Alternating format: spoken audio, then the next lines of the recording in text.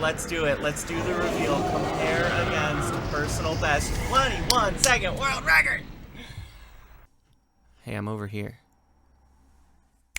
Pay attention.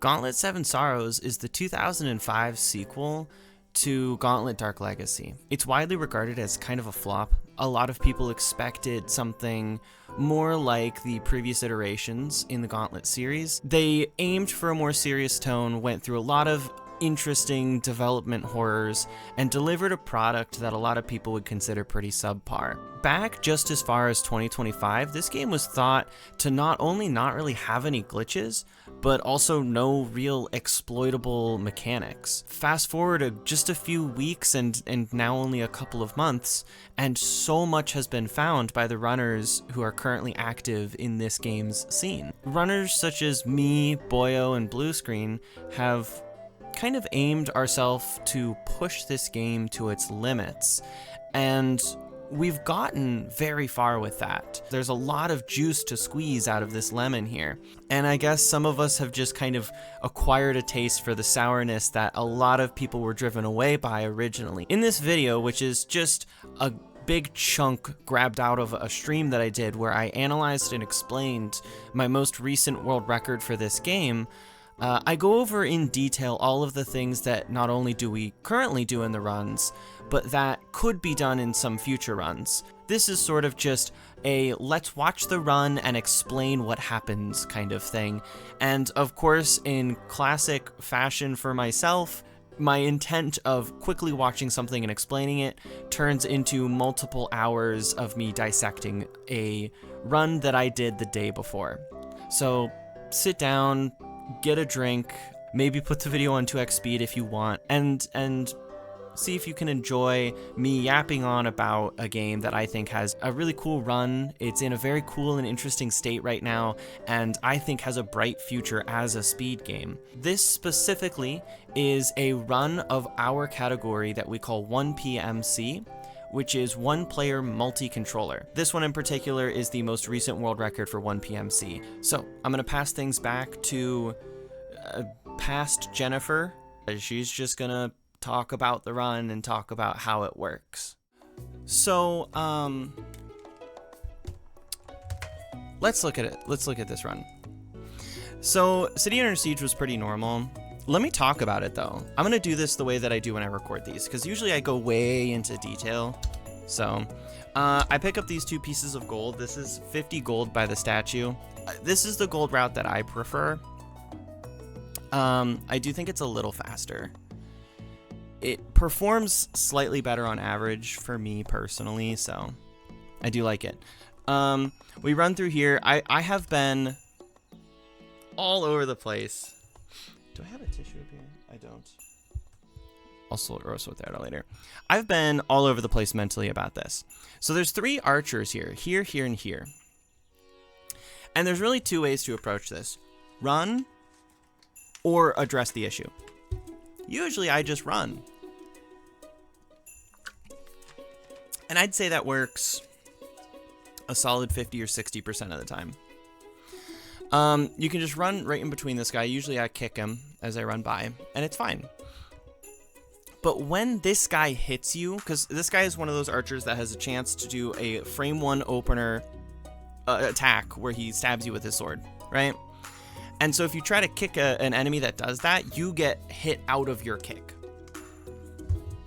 because the active frames for their attack are already out. So you get hit by it. And if you get hit by him, you're guaranteed to get hit by these 2 archers, basically. And so instead of losing the like half a second that you normally lose per hit, you usually lose to about like half a second to 1 second.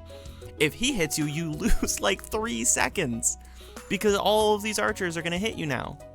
So I've started shooting him with a bow, but I end up going for the kick this time, because it was my first run of the day, and I'm figuring whatever, it's not that big of a deal. And look, I take 1 hit, 2 hits, 3 hits. It's so unbelievably annoying. There's like nothing you can do about it if you take that hit. So I've started shooting him with a bow. I think part of why I didn't do it here is also because my City Under Sieges have been a little slow lately. And so in my brain, I wanted it to be a little faster. And so like shooting him with a bow, it kills him, it gets him out of the way. and you're not going to take that hit, but you do have to stop for half a second to shoot him with a bow. And I think my issue with that is, again, it's one of those times where do we trade off like a better average time for a worse best case scenario? And in some situations I've been taking that higher average over, you know, worst best case, but you know, I don't know. I'm still torn on him. This archer, I also have thoughts and feelings on. I have been taking this arc wide for the entire time that I've run this game. It's what Pote does, I believe, and it does make this just easier. Oh, it's, you know what, gang, it is too warm for a sweater. I thought it was too cold for a t-shirt, but I'm already too warm for a sweater. So I'm taking this off, and I have a secondary cardigan that I can switch to if I need a little more warmth. But too warm to be wearing that sweater right now. Okay, I got a Star Wars t-shirt on, by the way. It's pretty cool. I don't know if you can see it, but it's a pretty cool Star Wars shirt. Okay, so for those who know, I have a background in kart racers. I used to run kart racers quite a bit, and I still sometimes do. I sometimes dabble with a game called Kokoto Kart on Game Boy, but that's mostly because I found a very interesting glitch, which I would love to share with people one day. I don't know if there's, like, the Kokoto people didn't seem like to care that much, but there is a wild glitch in Kokoto Kart that was undiscovered before I uploaded my my Cerber 1 run. And it's really, really, really cool, and not something that I've seen in any other kart racers, where interacting with walls facing specific cardinal directions causes unique interactions. That's cool. I don't know. If anyone ever wants to see stuff about that, I have footage and I can talk about it. So, this archer, though. So I come from a background of kart racers, and this arc here, right, I've been taking it wide to avoid getting hit by him.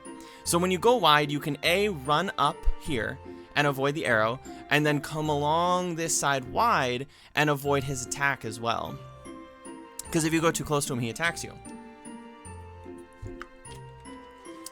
But you could take an extra half a second to take the inside line and just shoot this guy with a bow. If you shoot him with a bow, it should kill him. I've never tried this, but it should kill him, and then you get to take this inside line. You can go straight up through here and take a straight line all the way up through to these stairs, right? The reason we probably typically don't do that is we don't want to break our stride, but I don't think that momentum exists in this game. Pretty sure your movement is binary and static, and there's no variability on speed. I'm pretty sure you always just walk at the same speed, unless you're doing some action that changes your speed, which typically you don't unless you kick. So I do wonder if the half a second to shoot him with a bow is worth it. In my experience with kart racers, usually the line prevails. The best line almost always prevails over a worse line that provides more speed. More like speed on your entity, your car or cart or whatever, your character. And since we don't have any variability on speed, I think the line is probably king here. I think the best line is probably what we want to take in every instance, rather than, well, I don't want to have to stop to take a half a second to shoot my bow, I'll just take it wide. I think because of how, like, shooting your bow doesn't take that long, it feels to me very similar about situations in Nick Kart Racers where it's better to take an inside line for a shorter drift with a shorter drift boost, rather than taking a slightly wider line to get a longer drift and get a higher tier drift boost, because the extra boost doesn't compare to the better line. And that's kind of what it feels like here, is essentially we get more speed by not having to stop and shoot by taking this wide, but we get a better line by shooting him and going inside. So I might start trying that.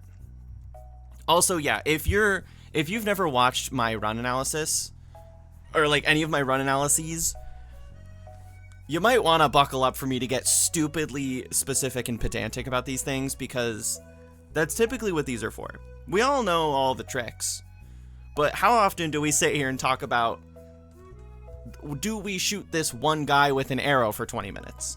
Because that's the conversations I think we need to be having. Those are like the teensy tiny optimizations. Because I think it's important, if you go back and look at Pote's old world record, or Cromer's as well, Cromer's New Game Plus world record, that his was from like, I think 2 years ago. Pote's is like 10 years old.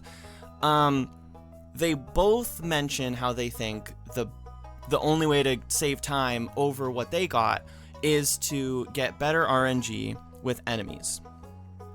And I totally get that feeling, because it does feel like the enemies can make a big difference. You know, how they interact with you can make a big difference in this run. We obviously found a bunch of tricks that make the run faster without worrying about RNG, but my big stance on this game right now is we don't have to sit here and hope and pray. I think we really just need to break it down. If you get really... I agree. That was 9 years ago, but I don't think that entirely correct. I agree. I don't think it's all just down to enemy RNG, personally. I think the enemies are predictable enough that we can solve these problems. Like, this guy up here used to be RNG. Not getting hit is super important. I think the distant future of 7 Sorrows speedruns, if people are still playing it 5-10 years from now, it's all about, like, you cannot be getting hit by enemies. You have to have clean movement and clean decision making. You cannot just be getting hit all the time, because getting hit loses more time than my brain wants to accept. My brain wants to be like, whatever, I got hit once or twice. It's like, once or twice, that's like a whole second. You just lost a whole second. That's huge. That adds up quick. And I think these are the problems to solve. So right now I'm wondering, do we shoot this guy? Because those right now, the two options I can think of is shoot this guy, take the inside line, don't shoot him, take the wide line. Third option, run directly into him and kick him. But he usually hits you out of your kick, so it's not a good look. Now, there's like a 1 in 100 chance, these enemies that hit you right out of your kicks, there's like a 1 in 100 chance that they just don't do it. It's happened to me like once with the guy up here. It's happened to me like once with the guy here before. And there's also a chance that they don't spawn based off of like current enemy counts. And so again, that's like a 1 in a million. So I think, what's the most consistent thing? What's the best strategy? I think it's important. I think eventually we will have enough solutions to our problems throughout these runs that we won't need to take that many hits throughout the run. There's certain levels that it's like, okay, what are you going to do about standing stones in any percent? You have to push the stones. You can't stop them from hitting you unless we come up with some wacky new strategy. But for the most part, this is what we got to figure out. So I'm going to propose shooting this guy with a bow. I'll move on from him for now, because I do think it's interesting. I do think maybe it's worth it. Instead, I take it wide, like we normally do, and it just takes so long. It takes so long. I hate the line, though. These two guys, I've been doing this strategy forever, but basically, dodge the first shot. So the first shot almost always goes really far inside. This could also be a point against taking the inside line. He almost always just shoots straight down. So that shot goes there. That's probably not even going to hit you even if you're here, though. So I don't know. Might be safe. So you just stay to the right to avoid that. And then I cut left and shoot him with a bow so that this misses me and I take him out, because he always hits you. If you try to kick into him, he almost like 99% of the time you're going to get hit. And the time it takes to shoot your bow is less than the time it takes to get hit, recover from the hit, and make the distance back, because you get pushed back slightly. So I shoot him, but I don't shoot the second guy because he's never hit me before.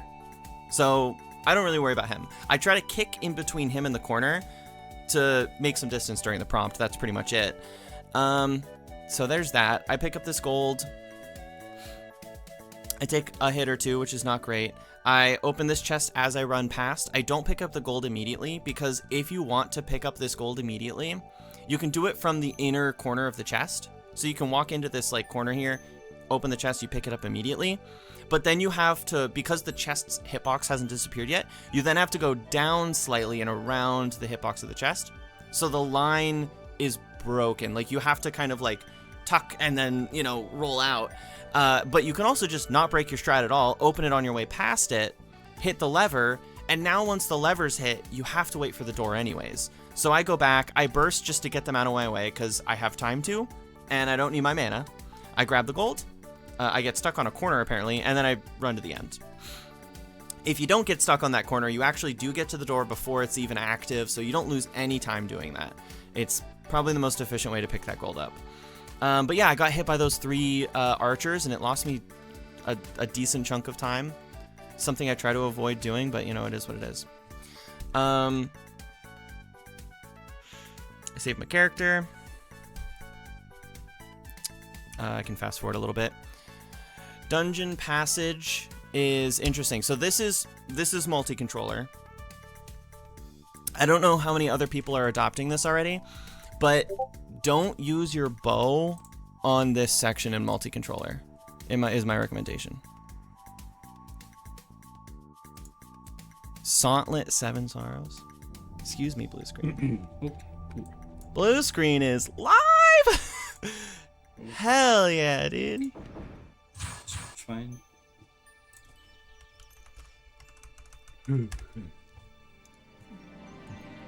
1 minute. 1 minute. Everyone. All right, this is. Oh, hello. This is the first time Blue Screen has streamed since I've met them. I've only ever seen the footage.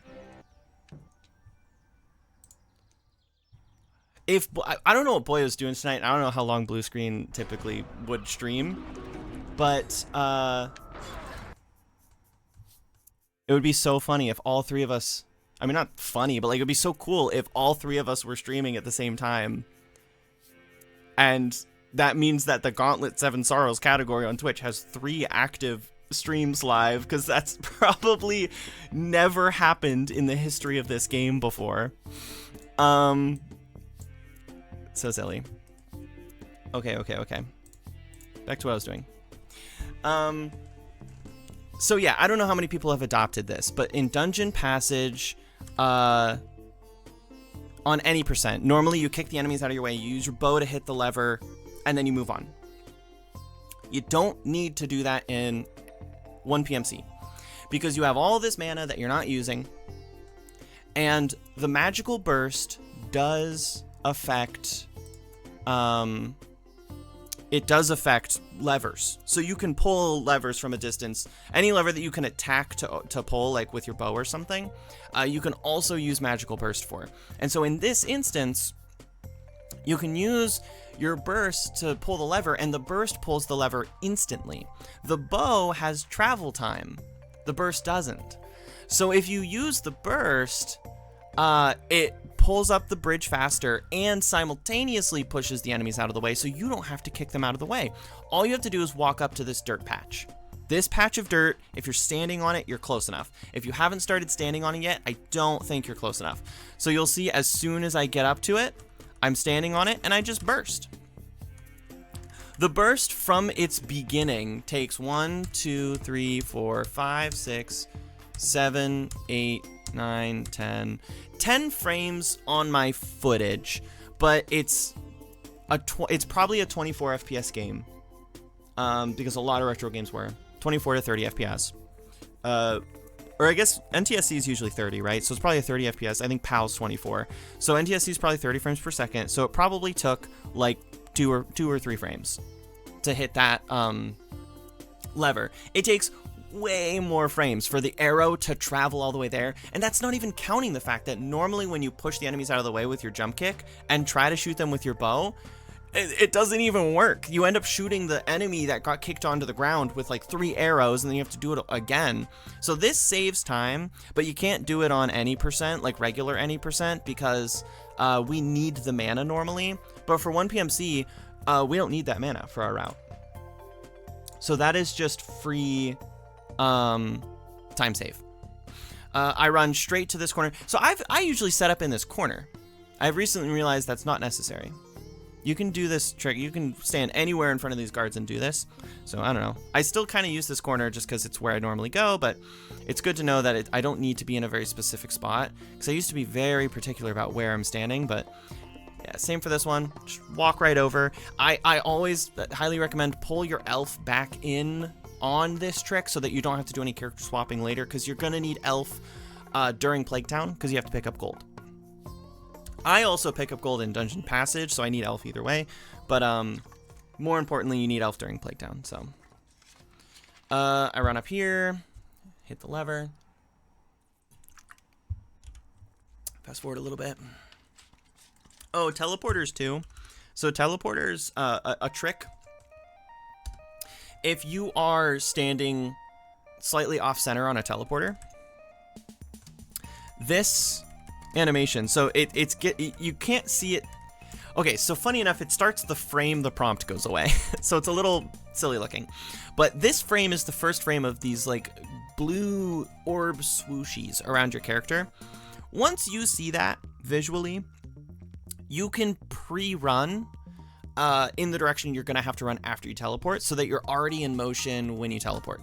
So you can start holding up and to the right at that point. I didn't do it here, usually because when I'm trying to clear the prompt, I'm just sitting there mashing A. I'm not really holding any directions. But for teleporters, I do recommend doing that. And then the classic, I've been talking about this a lot. You can open this chest well before you actually get to it. So let's look for the first frame of it opening, which I get hit, so I do it a little slower. But it's right here. So this is how far away I am from the chest, but I'm already opening it. I see a lot of other runners run up to the chest, stand next to it, then open it. Which you just mash right trigger when you're running to the chest. It opens early, makes grabbing the key a little quicker. Now I need to either death warp or just take the teleporter. This is sort of an on-the-fly decision that you have to make. Try to take the damage where you can take it. Any point leading up to now, if you can take one hit from a fire trap, that's pretty good, because it'll leave you just below half, I think, or just about half. And so I see a fire trap, I say, yeah, let me just try to take 2 hits from it. I do. So I get a pretty quick death warp. Good stuff. Happy about that.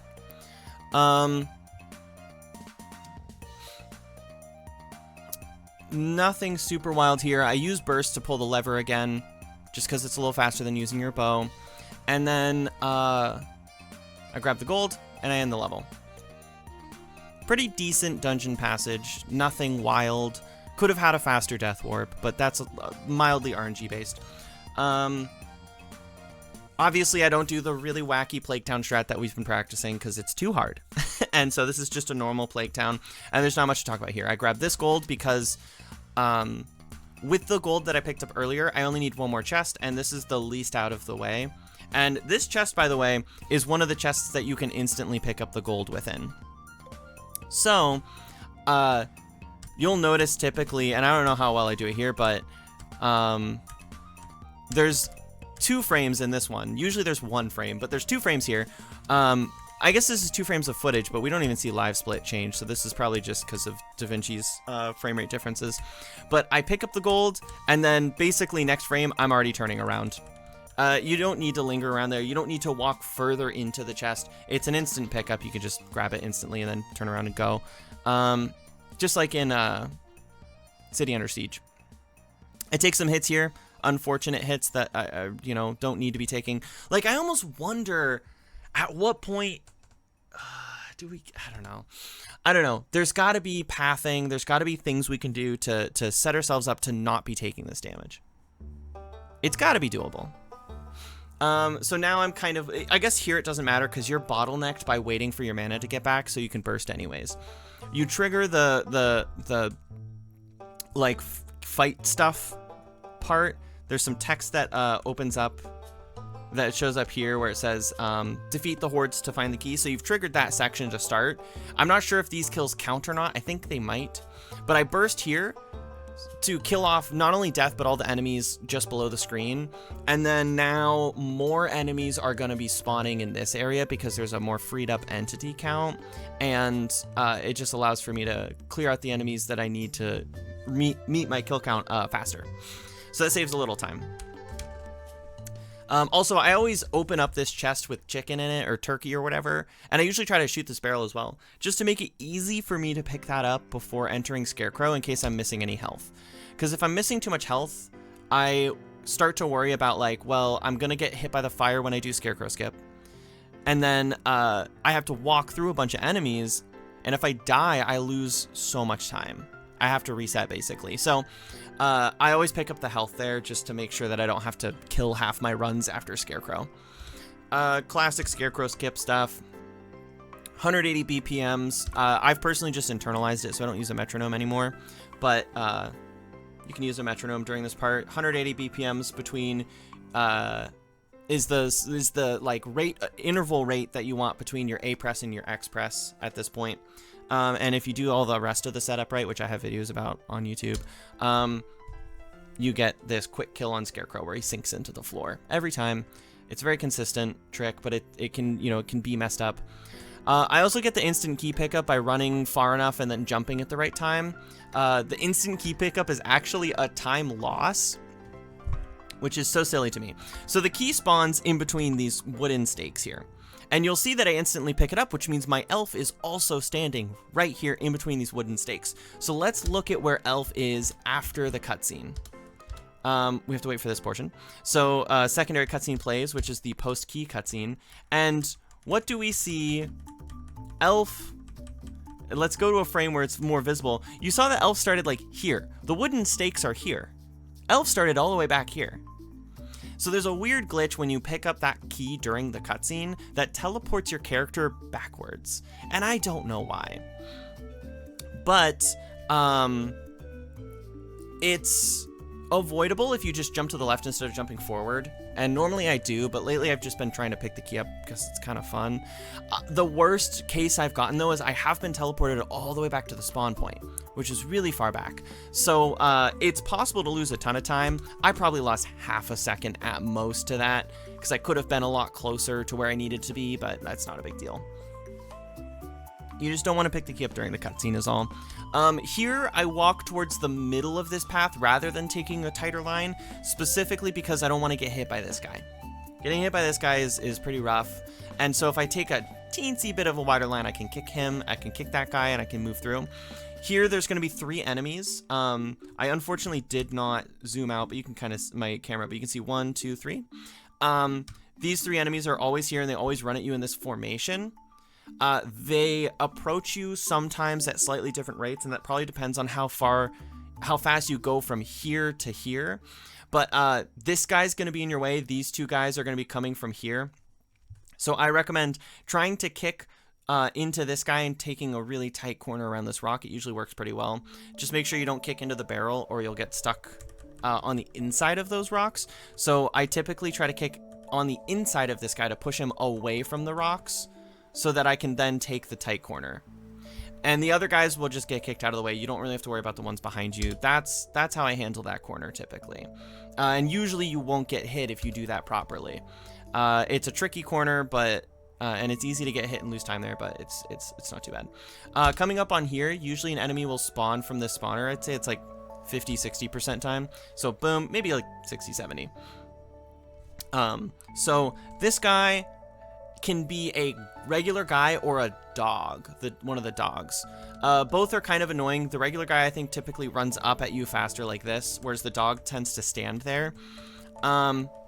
Normally, kicking into him is fine, but always expect the spawn. So if you get to the spawner and nothing has spawned yet, kick past it probably anyways, because it will probably spawn an enemy. And if you are standing next to enemies as they spawn, there's a reasonable chance that they'll do an instant attack on you, which will hit you and lose you time. This was a mistake on my part. When you approach this section, there's always a sorcerer here. So look at the edge of your screen and look for red swooshies. These red orb swooshes are the teleportation animation, the teleporting animation for the sorcerer. So if you see any red, just kick immediately, because you'll kick him as he teleports. So I would have kicked him here, but instead I take a hit because I wasn't paying attention. So that hit made it so this guy got closer to me sooner and also hit me, when normally I can kick through those guys no problem as well. So again, this is one of those situations where one hit turned into 2 hits, so half a second time loss turned into a full second time loss or something, right? So as Blue was kind of saying, not getting hits important, and I agree. Also, this is something that I personally call enemy surfing, and it's bad. You really, really, really want to avoid enemy surfing. Enemy surfing, under my definition, is when you have to continually kick an enemy that's in front of you because they're still in front of you.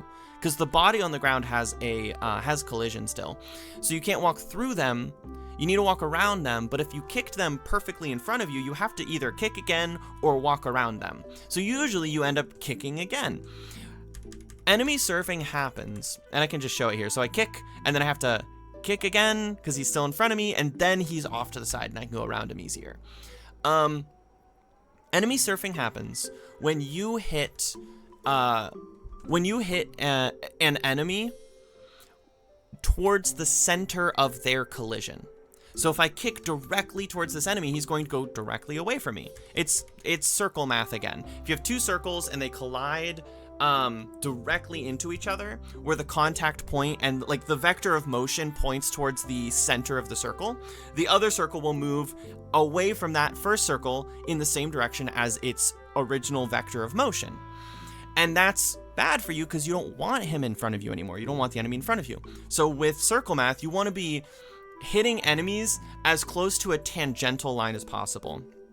And if you remember from math class, a tangent line is a line that sort of it's like it skims the edge of a circle. Think about it like that. It's like if this is a circle, the tangent line would go like here, or here, or here, not here.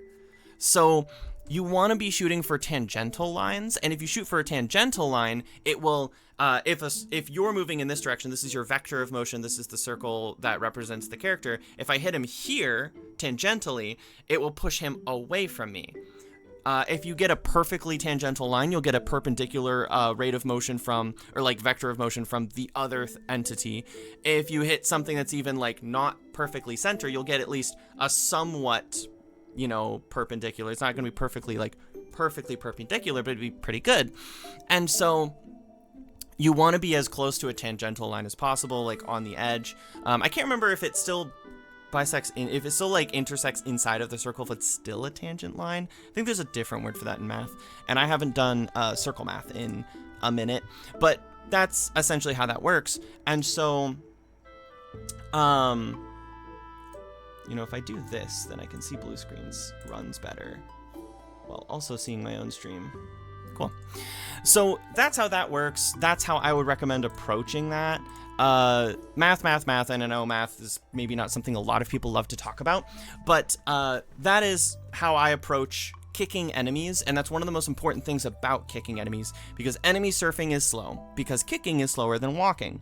So the fewer kicks, the better. So I should have kicked ever so slightly more down, because that kicks him towards this guy, and it lets me go around him. Plus, again, bodies on the ground have collision. So if I kick him towards this guy and he falls on the ground, this guy has to walk around him. So that makes that better for me in pretty much every way. Instead, I enemy surf into him, where I'm going to have to kick him again. I don't have anything between me and this guy, so he's going to hit me. Plus, I got hit earlier, so I'm getting hit again. 2 in a row. It's not very good. Normally, I'm a little further ahead. So it's like I'm getting hit, and I have to kick again. So there's like, this is such a small piece of the run, and it probably net me 1 full second of time loss, maybe 1.5 seconds, which is very small, but that kind of stuff adds up. And when we want to get these golden, really good, amazing runs, it's gonna be important to not have those time losses. So it's tough, and it's pedantic, and it's small, and it's little, and it's very silly to be like, exactly what are we gonna do with this enemy and this enemy, but that's just how this is gonna like go eventually. So you open up the door. If you're ever curious, like, am I standing in the right spot? Because sometimes you aren't. The camera will shift. So as I move into the right spot, the camera becomes a fixed position further away. That means you're standing within the collision of the teleporter. So you're good. Some quick menuing to get Continental Assault. And we're on to Shipbuilder. I'm going to take a quick 2 minutes. I have to go to the bathroom because I just drank a ton of Dr. Pepper. So I'm going to go to the bathroom. I will be right back in like a minute or two. My bathroom's just across the hall. And we'll get into the rest of this run. So give me a moment.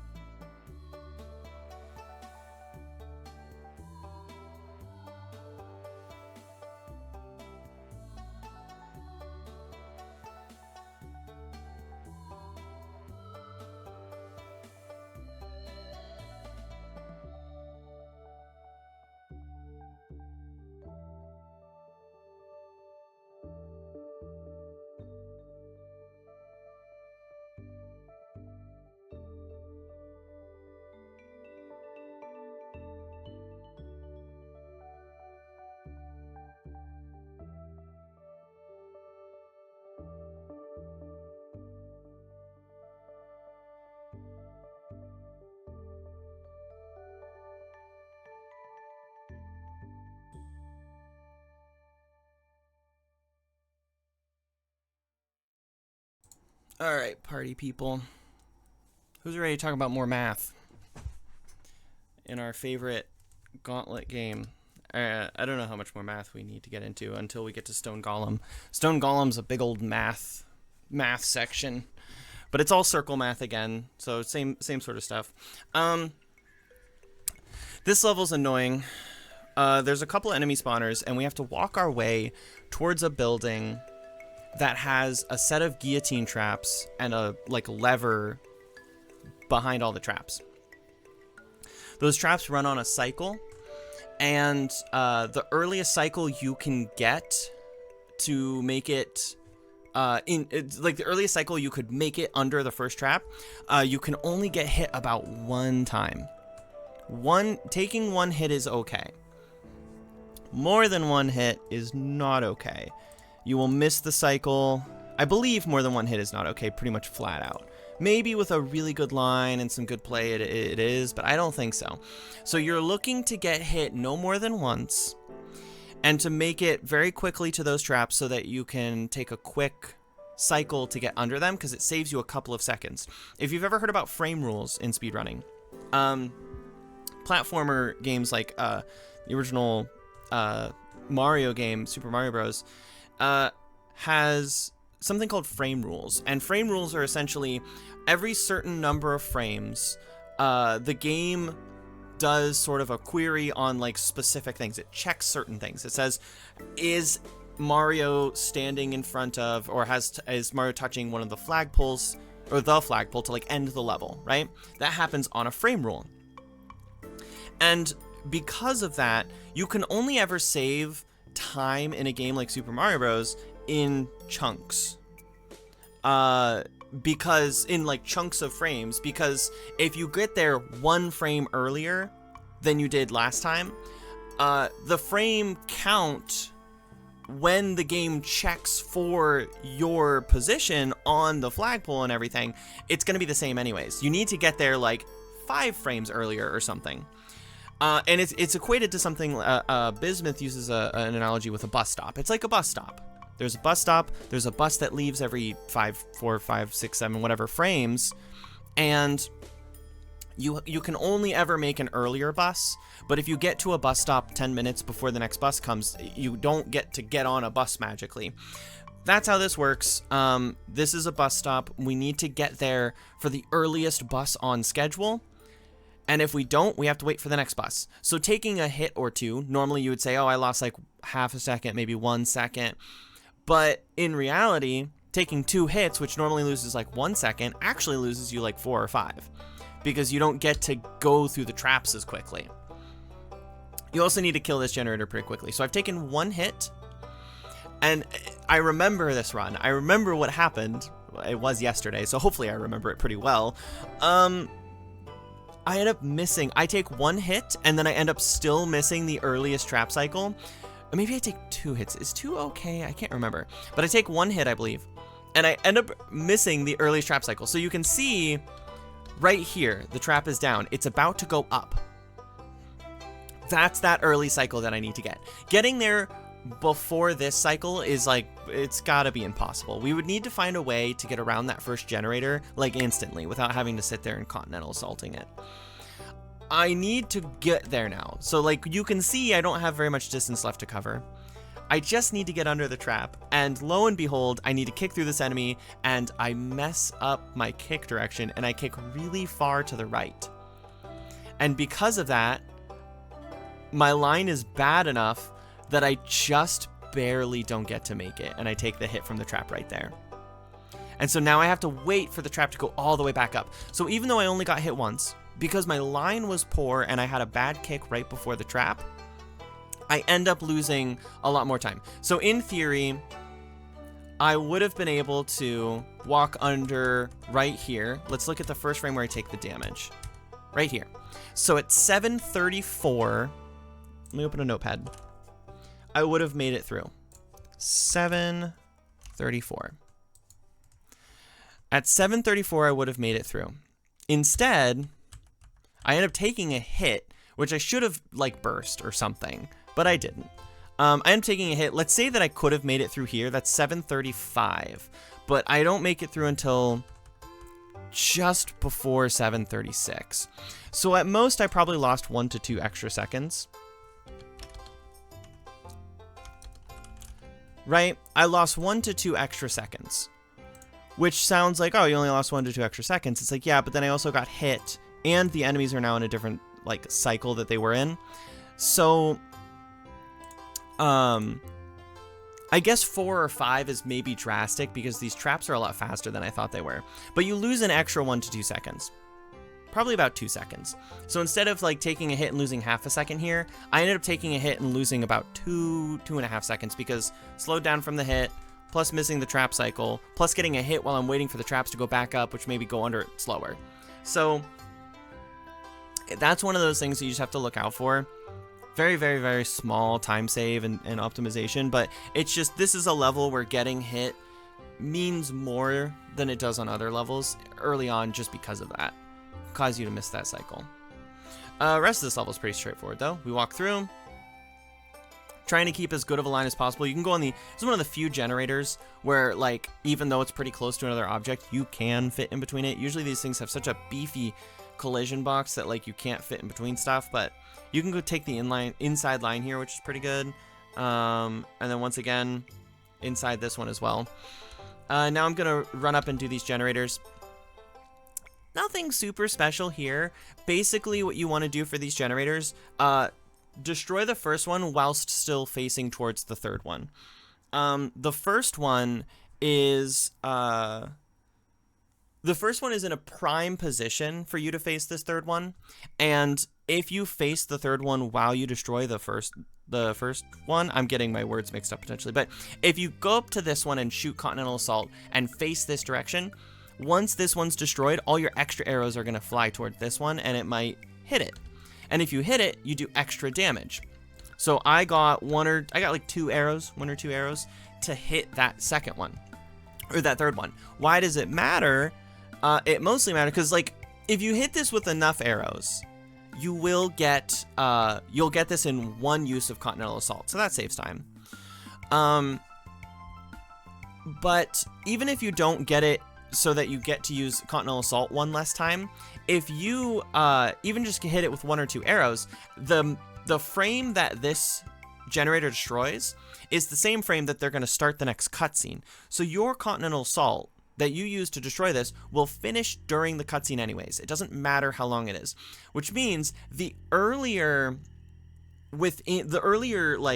point during your Continental Assault that this thing dies, the better. because you get to finish the rest of your Continental Assault during a cutscene. So any damage for free that you can get on this thing saves you a little bit of extra time. Ever so slightly, but it does save you a little time. Whereas normally, if you have 2 generators, and you have to use 2 Continental Assaults to destroy each of them, it doesn't matter if you got a little extra damage early on one of those generators, because you have to finish your attack before you can move anyways, so you're locked into the length of a Continental Assault. In this case, that's not true because it starts the cutscene earlier. Now, I don't do it on this generator, and that's for a couple specific reasons. One, I don't know if it's this box, or if it's the wall behind it, or this chest, or what. But when you stand here in Continental Assault, your arrows just get eaten up by collision of other stuff. It's so annoying, and I end up having to do like 3 Continentals just to destroy this thing. It's very, very annoying. So I just faced it directly. The second reason is it also just takes a little more time to curl around there. So no big deal. I shoot directly at it, and I do it in 2. And then as I'm doing my second one, I try to turn towards that generator over here as best I can to see if I can hit it with an arrow, and I do end up hitting it with 1 arrow. So I've hit it with 3 arrows now, and I'm able to destroy it in less than 1 Continental Assault. So this is my first Continental on this thing, and you can see this is the frame it destroys, and you see the black bar show up, which means the same frame. We are also starting that cutscene, and I'm still Continental Assaulting for a couple seconds. So I got to destroy this in less than 1 Continental Assault, whereas normally you would have to do, 2 full Continentals, or like at least 1.5, right? So really, really good stuff. That saves me a little bit of time, but I didn't get the earliest trap cycle, so it's better than average. I'm 3.2 better than average, but I would have saved probably like 4, maybe 4.5, maybe even closer to 5 if I got that early trap cycle. So that's where that kind of comes in. That's where that like has some importance. Whoa, these need cleaned. These are real smudgy. Let this play. Okay, Sunken Harbor is the second level where we're going to do multi-controller skips. As we talked about yesterday, and Lilith's Dragon, I don't know if you're still listening, but no need to message, but just to, because you were part of that conversation, we at times use up to 4 controllers in this run. So far we've used 2. On this level, we're going to use another 2 controller skip. Most of what we do is 2 controllers. Some stuff takes 3 controllers, and then... Oh, wait, actually, do we use... Yeah, some stuff takes 3 controllers, and then some stuff takes 4 controllers. And I am still very, very curious, are there any other games that use that many controllers? Because I think that's really cool and unique about this speedrun, and it's one of the things I enjoy the most about it. And so I'm very curious if there's any other games that use 4 controllers. So yeah, here we're just going to ladder over this. This isn't even technically laddering. Basically this, where am I clicked on? There we go. Basically, you have this rubble here that has a rounded sort of collision. And so because the collision's rounded like this, you're able to like pop a guy. So when you spawn a character, they spawn on top of your current primary character, which is based off of port priority. So going down the line of ports, they have priority. Port 1 is highest priority, port 4 is lowest. So if you have a character in the player 1 slot and you spawn in a new character, they're gonna spawn on top of player 1. If you don't have a player 1 character, you have a 3 and a 4 or something, if you spawn in a new character, they're gonna spawn on top of player 3. So it's whatever the like lowest port number is, that's where the character spawns.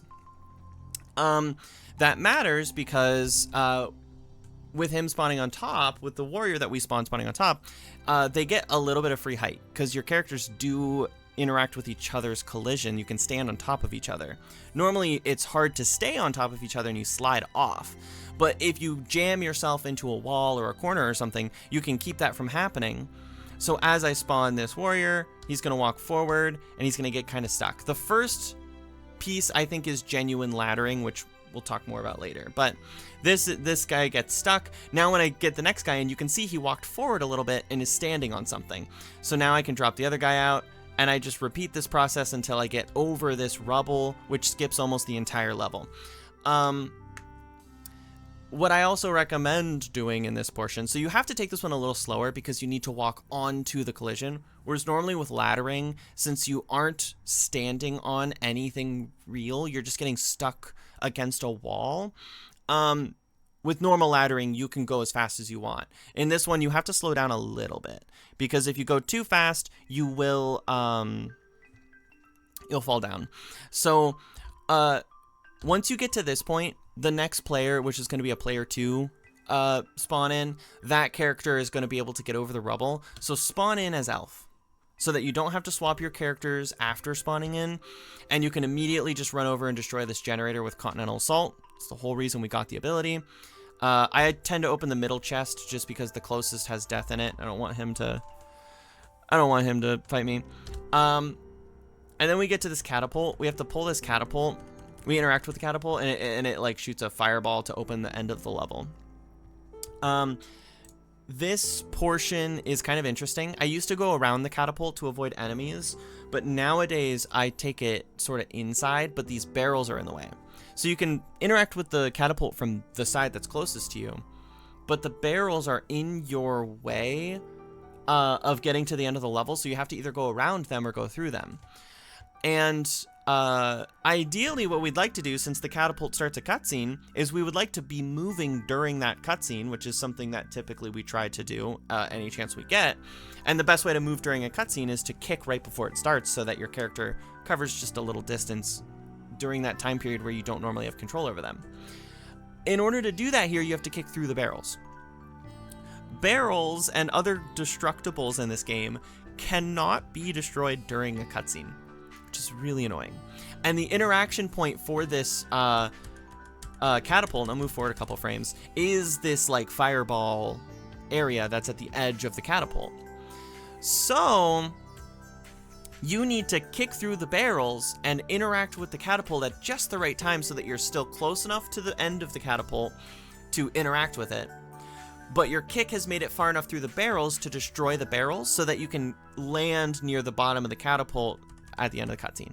So that's what I do. I kick into the barrels so that they're both out of my way and also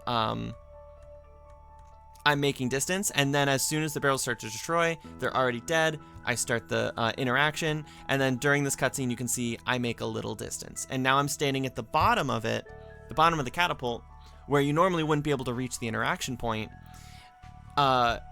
already during the cutscene. I'm already standing there. So that means I get to end this cutscene closer to the door, closer to the final portal than you normally would. So now I just run to the end. There's going to be an enemy in my way. I'm going to try to kick past them. There's actually 2 here. Usually you can successfully kick past them. Sometimes they hit you. It just depends on how well that goes. So here we are. Boom. We finished Sunken Harbor. That was a pretty decent Sunken Harbor. Not amazing. None of these levels have been like amazing. I know it looks like I'm 21 ahead on my splits, but these are played against my average splits. So my averages are kind of skewed by the fact that this run's route has drastically changed like once a week. And so we keep finding these big time saves. So like Sunken Harbor, we used to not even skip the level. So of course I'm 21 ahead of my average if my average still has 50 runs where I don't even skip the level, and we're at 225 runs, you know what I mean? So that's why I've been manually keeping track of my recent average as well, because my overall average is now down to a 43 something after doing this run. Ancient Forest, this is all pretty straightforward stuff. We run past these enemies, kick through them as best we can. I summon a warrior. Doesn't really matter who you summon here. You just need somebody. He's going to stand there and protect Elf while Elf cranks the crank to open the door. And so you can see me in the corner. Oh, you can't see me in the corner. Let's actually move my camera then. We can cover up my splits because the splits actually aren't that important. If you want to see the splits, you can just go look at the run. I can, relay what they say. This is me right here. This is me from yesterday. She's gorgeous. Everybody, standing ovation for the gorgeous girl who did this run. Her name's Jennifer, and that's me. You can see my hands here are on 2 different controllers. This is how I do these sorts of sections. I actually recently did an entire playthrough like this where I have one hand on each controller and I play through the whole game with 2 characters without ever like dropping any of them out. Just the whole time. It was basically a full co-op run by myself. And it was really fun. It was very hard. I did it with an elf and a wizard. And doing that practice has helped. And just in general, the way that I set up my controllers has helped quite a bit. So basically, you can kind of see here, I have my hands hovering over top the controllers. I'm using, with my left hand, I use my pinky to walk, and my right index finger to do other stuff, whether that's mash the A button for attacks, or I can use my thumb or right index finger to use the right stick to kick, that kind of stuff. And with my right hand, same sort of situation. Left index finger is walking, pinky is doing all the other stuff. When I am doing runs where I need to press the interact button on 2 controllers at different times and stuff, what I also will do is I will place something low profile in front of my controller, like my phone. I'll put this in front of my controller, and then if I need to press right trigger to interact or left trigger to block, I will just push the controller into my phone, which gives me the ability to use buttons that are too far away from my hand, since I'm using one hand per controller. So that's how I did that run. That was practice for a strategy that I want to eventually use on Caldera, where I play with 2 characters. But you need to be able to use, you need to be able to interact with stuff. So yeah, that's how I do that. So I'm controlling both characters, and you can see, like, occasionally, you know, I use my thumb to kick with Elf or something. Now I'm going to start pulling with the warrior. One important thing is I usually enter this level as player 2. When doing this section, you want to finish off with player 1. So, like, I'm about to go on to the Groot skip, and I'm going to drop a character out. I want to drop player 2 out because I need to use 2 separate higher port controllers in order to do the next trick. And so if I use, if I keep player, I guess I might be able to do it with any other 2 controllers, but the biggest reason for me is my controller layout. I need 2 controllers that are right next to each other on my table in front of me to do this next trick easily. And if I have player 2 starting the trick, then the other 2 controllers are, one is above, one's below. You can kind of see right here. You can see this is player 1, this is player 2, this is player 3, and off camera here is player 4. So if player 2 starts this trick and then I try to use these 2 controllers simultaneously, they're far apart from each other and it's hard. So I try to do this trick with player 1. So I need to drop out the elf. And if you're going to do that, make sure your player 1 never bursts before getting to the Groot wall, because you're going to want your burst in order to make the trick easy and safe. So I bursted with elf, and that's okay because elf is gone. Dropping him out. I'm going to run up to the wall, and boom, here we are, starting the trick. So the way this trick works is we use 3 controllers, essentially. First controller, it just sits there because we just need the warrior to stand in the right spot. This warrior is the highest port priority, and so all other characters we spawn in right now are going to go on top of him.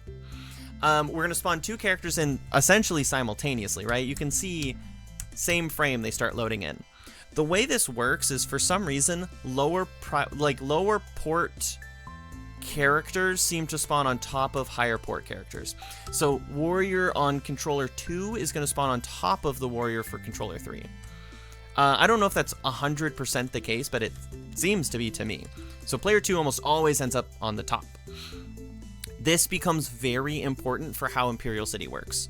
Being able to reliably know which character spawns in at the top is important. There's a way to force a character to the top, though, and that's delaying their spawn, but it makes it hard. And that is generally what I do with Imperial City, but in theory, we could do this strategy with Imperial City. So,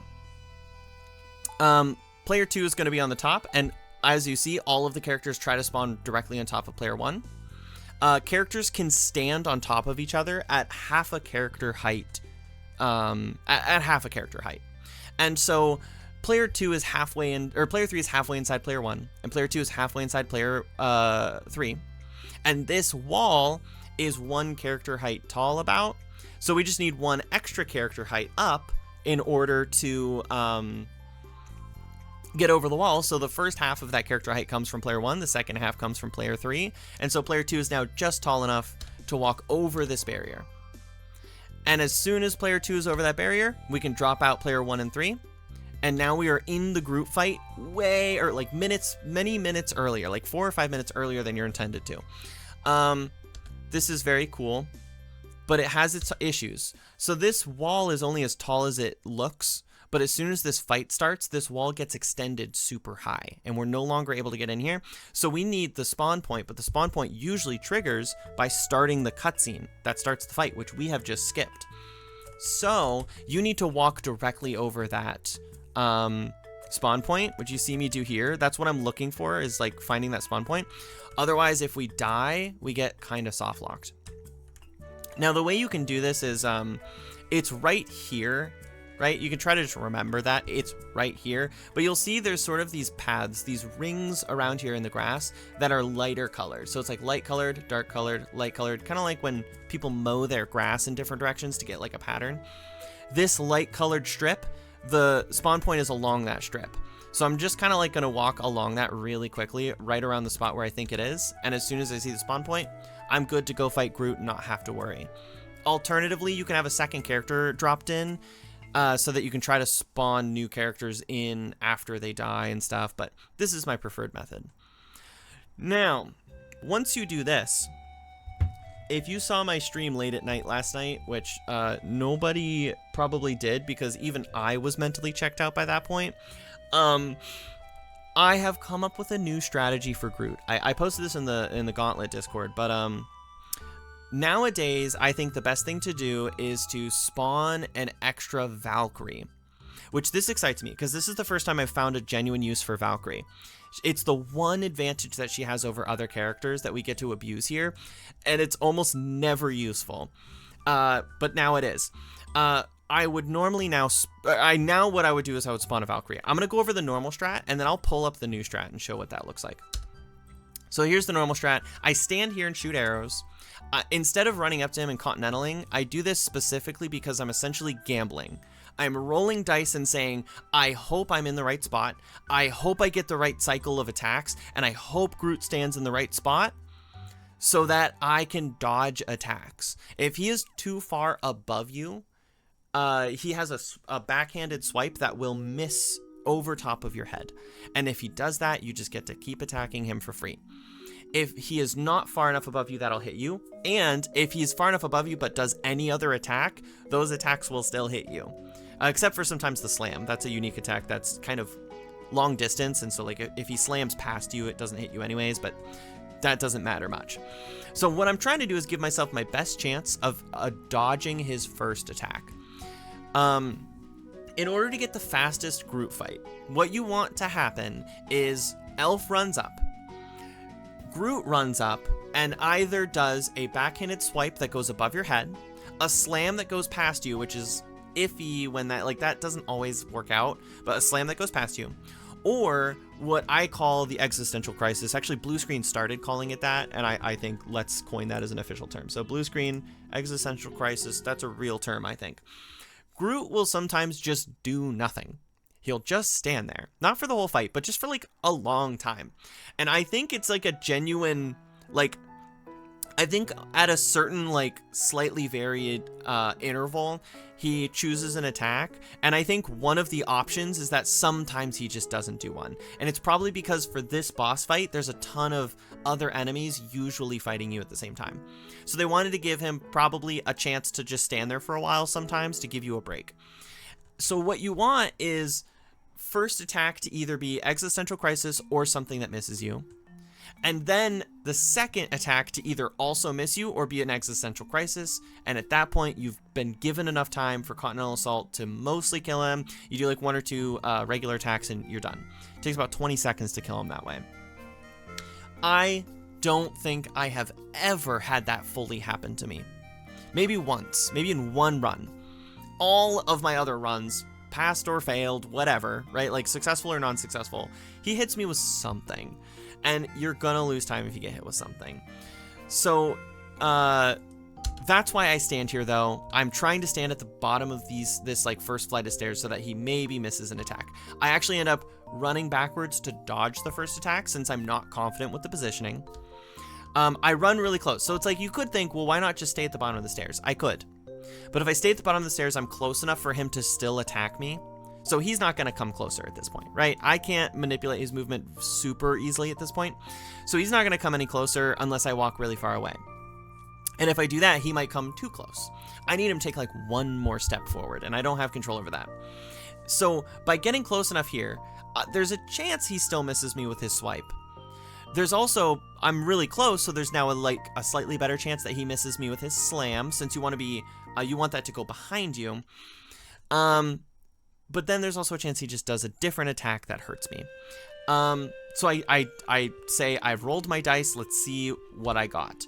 And of course, he starts with the uppercut. This is the move that hits you pretty much no matter what. This even hits you if you're behind him. So boom, nothing I can do. Okay, he sucks me in. This is also awful RNG. If he sucks you in, it stuns you and takes forever to recover from. You can't dodge or avoid this or block it in any way because you've just been knocked down by his uppercut. And there's a chance that he immediately does another uppercut, which loses a ton of time. Instead, he does a backhanded swipe. This is a very unique position to be in. If he sucks you in and then backhanded swipes, you have time to block. So usually I'm just holding block here. And then as soon as I finish my block, I usually spam an attack, but I didn't do it here so that I can stop my momentum. But because I technically blocked the attack, it didn't put me into the hit stun that it usually does. But because my block happened like right as the attack hit me, I still got pushed back. So I end up in this really weird state where my character thinks that I haven't been hit by an attack, but I have. And so I got pushed into the air, but I have control of my character, which is very strange. Now, in this state, there's not much I can do. I can shoot a Continental, but most of the arrows are going to miss because I'm too far away. I could shoot my bow for a little extra damage, but like this is still just like only mildly better than getting normally smacked away, because if I just got smacked away normally, I would go further and stuff. At least I have some control over my momentum here, and I can run right back up. So he does a slam, and it does miss me. It goes behind me, so that's good. And boom. I have now finally killed him. So the backhanded swipe that also hit me there, that it didn't go over my head. Hopefully it goes over your head. This time, did not. So I didn't really save much time with anything special here, but I did get a decent fight. Like, this is what I would call a decent group fight. I didn't get like totally stun locked for like most of the fight. Sometimes it happens and it's awful. Sometimes you die halfway through the fight and stuff. You usually don't die twice, but sometimes you die and then have to respawn. And so this fight can go really poorly, and it didn't go that bad. I have a new strategy that blows this out of the water. Absolutely demolishes this strat. So let me pull up a clip of that. I'll open up my channel and go to I don't want to hear myself. Go away. Videos, clips. Okay. Let me go to OBS and add this as a source. Window capture. I'll just keep it like this. And here we are. So this is from last night. Let's pull this down to here. So this is from last night. I was streaming some practice and some testing, and I've come up with a strategy where we use Valkyrie to essentially tank for us. Why Valkyrie over other characters? I do think she might have the most defense, so that's nice. But it's less about her health, and it's more about her down smash. Her down D-pad move. So every character starts with their down D-pad move unlocked. So if you spawn in a level 1 character, you already have that special move, but that's the only one. The rest have to be purchased. So the down D-pad move for Valkyrie is pretty much the exact same as Warriors. It's a big leap into the sky, and then you slam down. It does okay damage, and it doesn't have a huge hitbox. Warriors hits I think a little harder and has a bigger hitbox. Hits behind him a lot further as well, whereas Valkyrie's extends forward a little bit further. So why Valkyrie over Warrior though, right? Why not use Warrior, and why use this slam? What does this slam even do? So, and the reason I bring up Warrior is Warrior is a very similar character who is the default character to spawn in since it's the first option. So, Warrior and Valkyrie both dodge attacks during their slam. Any attack that you do that sends you into the air like that has the chance to dodge an attack because of how high up you are. So their slams send them so high up that it almost always dodges pretty much any attack in the game, which is great because the game doesn't expect your character to be that high up. And so usually the hurt box for the attack has already disappeared. You don't get hit by it. Valkyrie has very few uniquenesses. Most of her attacks honestly look like they were copied off of Warrior, probably due to a development time crunch. And that includes her slam. But what they did change about her slam is they made it a lot faster. It's less damage, but it's a lot faster. I think it's less damage. I think over the course of like using all of your slams with her versus all of your slams with Warrior, it's about the same. Because I think hers might cost less mana or something. But it's definitely a smaller AoE. And it's way faster. And because it's faster, there's a better chance that you get to dodge an attack if you spam it. Because Warrior's going to spend more time in between slams. His slam finishes and he has a bit of an animation, and then he has more of a startup animation as well at the beginning. And so the time he spends on the ground is longer. And his chance of getting hit by an attack because of that is also better and higher, which is not good. We don't want to get hit. So if you spam down slam as Valkyrie, she suddenly becomes like the best tank in the game because she's taking aggro as if she's, a real target, but she can't get hit by anything. Almost. Like sometimes she'll get hit, but usually no. And so what I can do here is I can spawn in a Valkyrie to tank for me. Elf can run behind and spam Continental Assault. Now, one of the issues is a lot of Groot's attacks hurt behind him. So some attacks don't, some do. If he does one of the ones that don't, we're good. We just for free are going to kill this guy. It's going to take like 20 seconds, maybe even less because the extra damage that we get from Valkyrie. But if he does one of the attacks that hits behind him, Elf's probably going to get hit still. The downside to that is, yes, you get pushed away just like you do in a normal fight. The massive, massive upside is Valkyrie will almost always still be right up in Groot's business. And if Valkyrie is still up in Groot's business, he will never do the big suction pull, because that only happens when there's no characters close enough to him, and there are characters far enough to warrant the pull. So his suction pull is what eats up the most time of any attack. It's a huge like run killer. I would never reset because it happens, but it is a big time loss.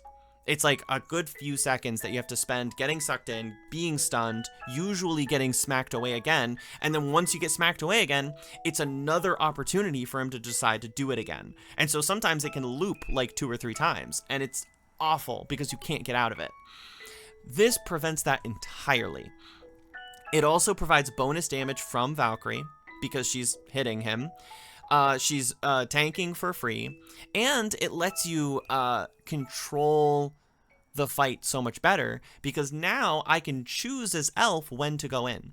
I can be like, okay, let me wait half a second because I know he's about to do an attack. So let me just wait half a second before I go back in or before I go in initially so that I can avoid the first attack and then go in and, mash Continental. Normally we don't have that control because we can try to bait an attack, but there's some attacks that are going to hit us anyways. If I try to bait an attack and he does the slam, it'll probably hit me. So now we actually have that choice. So I'm going to spawn a Valkyrie. She's going to run up and start slamming. I'm going to avoid the first attack. Elf's going to run behind and start pelting him. I run behind because if he now slams Valkyrie, then that's great. We get to avoid another attack because the slam's going to go past Valkyrie. It's not going to hit us. Pretty much anything else is going to potentially hit us, but that's okay. This is just my best chance. Also, I'm standing behind and I'm ever so slightly further away. This guy's wide enough that my Continental's going to hit him. Especially at this angle that I'm standing. He's got like a very elongated hitbox. So normally when he faces you, he faces kind of off to the side, kind of like how like actual like MMA fighters and stuff will face kind of like slightly angled so that they're not as wide of a target. He does that when he's facing you. So normally Continental arrows have a higher chance of missing, but because he's so wide right now, I can hit him super easily. So I'm a little further away actually. And by being a little further away, his aggro is never going to come off of Valkyrie unless she gets pushed away and Elf doesn't. So I now get to pelt him with arrows. I'm using two controllers, you know, so I got my two hands and I'm doing two different things. It's kind of hard to do, but you can learn it. We get pushed away, but Valkyrie doesn't. So she stays up there. She's now run out of mana. She's used all her slams, but he's almost dead. This has been a thrashing for him, and I've only used a couple Continentals. So all I have to do is get him to like bait out one more attack onto Valkyrie, and then I'll go in and finish him off. So Valkyrie's just going to sit here and smack him, and I'm waiting. Boom, he does the next attack, and then I just start Continentaling. And he's dead. And then from that point, I can drop Valkyrie out. In testing, this is a lot better.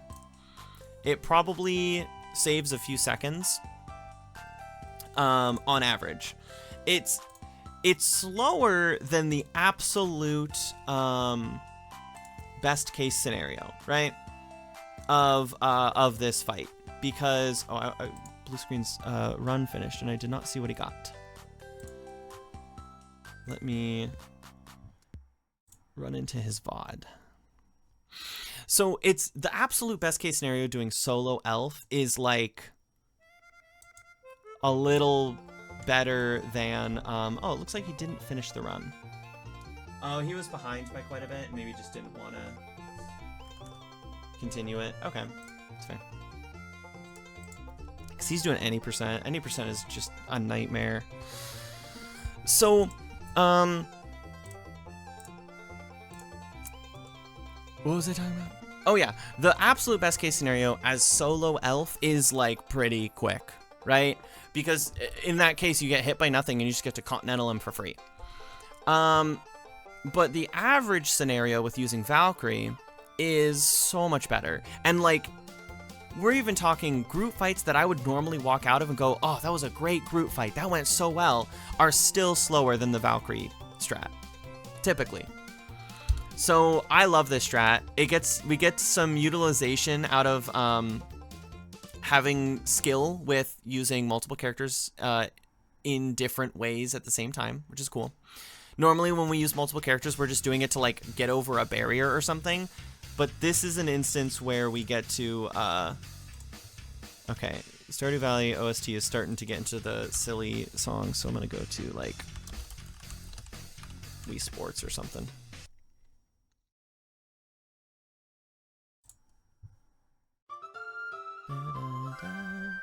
All right.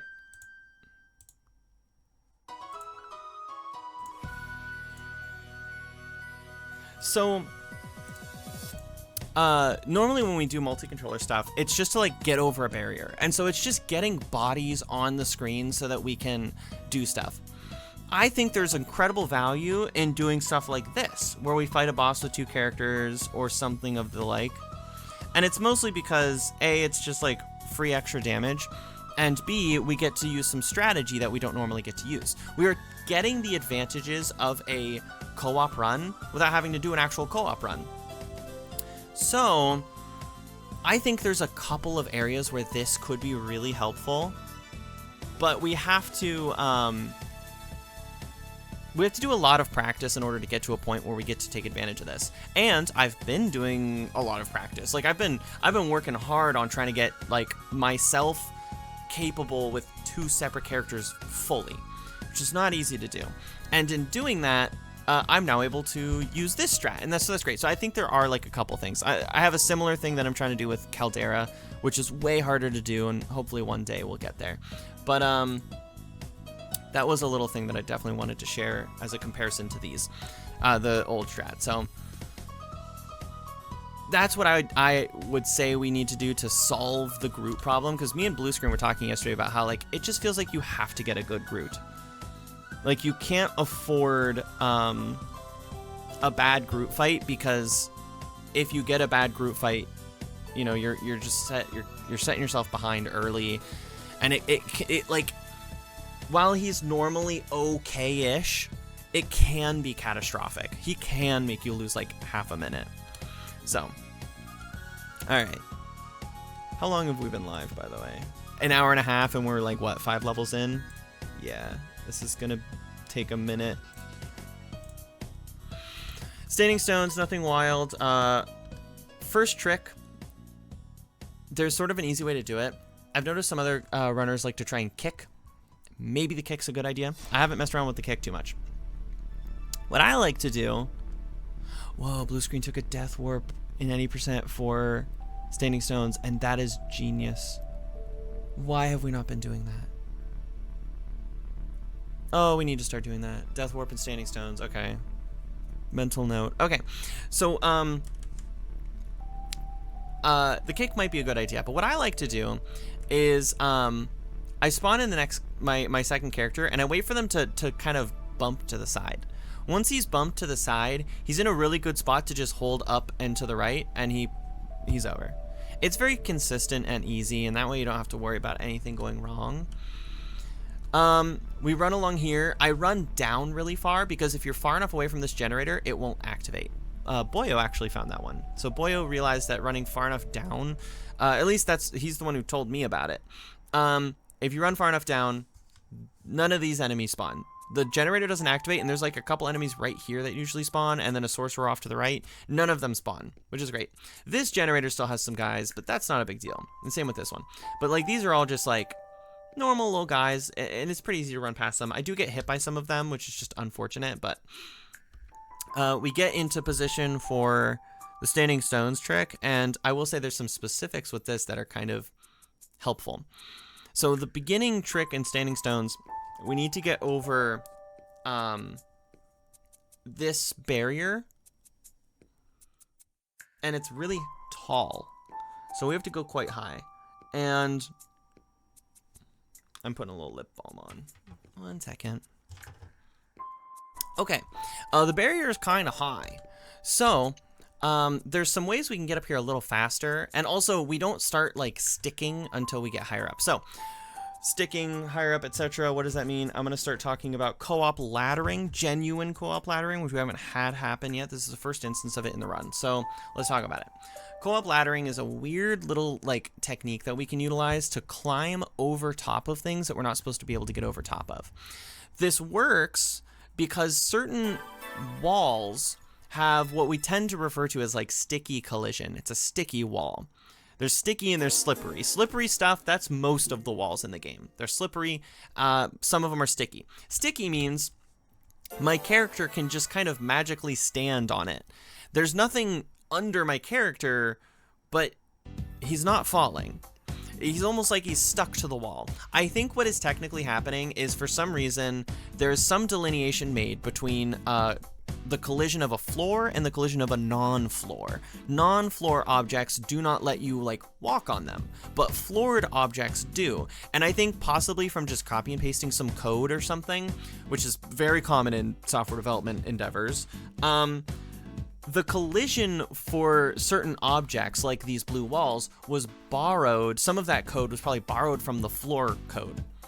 And because of that, when we're walking into it, the game will think that we're walking on a floor, and it won't start changing our like Z-axis position, our like vertical like 3D positioning, which is great because then we can climb over things. Now, the sticky part of this skip, the sticky part of this wall doesn't start until we get above this rock, but this rock allows us to stand on it. So like one character into this rock and we're usually okay. I think there is some stickiness to the rock, but I also think it's more so that this rock is rounded and so we're standing on it. The reason I think that is because you can see that player 1 just spawned in way higher than normal, above player 2. This happens because if there's valid collision at any point above a character when another character tries to spawn on top of them, it chooses that collision to spawn into. The way this probably works is they probably do a through line test from top to bottom of the level to pick the spawn point, and it probably takes that full vertical value, that full vertical line, and says from top to bottom find the first point of valid collision to spawn the character in, which 99% of the time is just the character's collision. So normally that's how that works, which also that's why we're able to duck under certain attacks, because our character's collision is only the first half of our character. The waist up isn't really real collision, so attacks can sometimes clip through our head. So normally it would try to spawn here, but it did that vertical test and it found, wait, there's a little collision right here that counted. So he spawned here. There's some some areas where we abuse this massively. At the end of the game, we skip a whole level by doing this. But this is the first time you see that. So because of that, we start a little higher. In order to get that, you need to be fully tucked into this corner. So to fully tuck into this corner, just when you approach this area, walk into the rock and then slide along the end of it, or slide along the wall of the rock down to the end. Then I burst in and then I do it. That'll spawn my player 1 a lot higher. So now we've started the trick and we can spawn the next player in and we can start doing this laddering. So you'll see, like, again, this isn't really true laddering yet, because you'll see that player 2 actually walks a little bit forward and sinks into the rock again. So I'm just standing on valid collision, and that's just how the beginning of this trick tends to work, I think. Now we're in the laddering portion. So you can see where that stickiness is coming into play. I am spawning on top of the character below me, and I'm just sticking to the wall. This is something that, like, as runners, we've become pretty good at identifying, like, if a wall feels sticky or not pretty quickly. So this lets us climb up kind of infinitely as long as we never let go of the walking direction. So I'm walking to the left, I can't let go of that or I'll fall. I also need to be holding the correct angle because I need to walk into the wall at the right angle in order to get that stickiness to work out. If you walk at the wrong angle, you fall. So the angle for standing stones laddering is a little bit more specific, it seems. And it's sort of down and to the right. I have a trick for this. If you hold down or up and then pause and try to use your D-pad to navigate, or your right stick to navigate the menu, you can only navigate the menu in the opposite direction of the direction you're holding. So if I'm holding down on my left stick and I pause and start pressing down on D-pad, it won't do anything on the menu. I can only go up. It's a very weird quirk of, like, the pause menu for this game. So because of that, I can sometimes use that property to gauge my angle if I need a specific angle. Because I want a pretty harsh downward angle here, I have found that I'm safe as long as my left stick is just barely outside of that zone of locking me out of the menu motion, like the menu navigation. So if I try to go down on the D-pad and it doesn't work, I know that I'll just ever so slightly adjust my left stick, and as soon as I'm able to do the menuing, I try to keep it there. Because then I'm holding down and to the right at, like, the perfect angle to never fall on standing stones. So if you fall a lot on standing stones, it's usually because you hold too far to the right and not enough down, and that's a way to solve that. If you're like, well, when I do standing stones, I actually just I have to let go of the left stick because I can't navigate the menu. It's like, okay, you're allowed to angle a little bit more to the right until you're able to navigate the menu without letting go of it. But try not to go too much more than that. So that way you can do the menuing quick. You don't have to let go of the joystick and input your angle, and you can know that you're holding the proper angle, like, automatically. So now I'm able to climb up this and I don't really have any issues. Sometimes I, like, get a little hung up on the menuing, like here, and I have to adjust my angle a little bit because I started holding a little too far down. And that's mostly because, like, as I'm doing this, my hands are not only getting kind of tired from holding the stick, but my controllers aren't going to be perfectly stable. So they might, like, slip or something. And if that happens, you know, I just have to adjust my angles a little bit. So sometimes that happens, but it's worth it for the safety on this trick because of how tough it is. In co-op laddering, there's also a second, like, little tip and trick that if you are high enough to get over the wall, it'll take half a second for the character to actually go over. Now, once you think you're high enough, you could just slow down and wait a half a second to see if they go over. If you are willing to, you can also count it out. You can count how many character heights you need. Now, I don't do that for standing stones because it's hard to tell with the bonus height that you get at the beginning. That's not always the same amount of height. Sometimes it's more, sometimes it's a little less. And so it's hard to get a perfect count for how many times I'm going to swap on this one. This soundtrack is great, but it's playing all of the like little like sound effects and stuff, which is not helpful. So welcome to the Celeste soundtrack now. Lena Rain does such a good job with this soundtrack. Okay. Open blue screen thing up, this up again. So, what we have now, right, so getting over the wall. What do we do about this? So what's the best way to do it? Yeah, you can wait a half a second, or you can count it, but counting is hard. So what I like to do is, if you just keep mashing and keep going, if you're high enough to get over the wall, but you do a swap, and you like pull a new character and drop the other one out, what's going to happen is there's nothing more to stick to because you're at the height of the wall, and that new character you dropped in just drops like half a character height immediately. That tells you that you're at the top. Okay, I'm at the top. Now I can spawn a new character and I'll wait the extra second for them to go over the wall. Sometimes you get over the wall quick enough that it doesn't matter. Because I can see here, boom, I'm like about to do my dropout and I'm like, oh, well, I'm over the wall anyways. So boom, I drop out and I bring in Wizard. But if you don't get the immediate dropout, what you'll get is your character will drop half a height. And if you see that happen, it means, oh, actually I'm high enough. I can just pull in a character and wait. Now we do standing stones. This is classic stuff that I was talking about earlier where I'm doing one hand per controller. You can see it here. One hand per controller, and I'm just trying to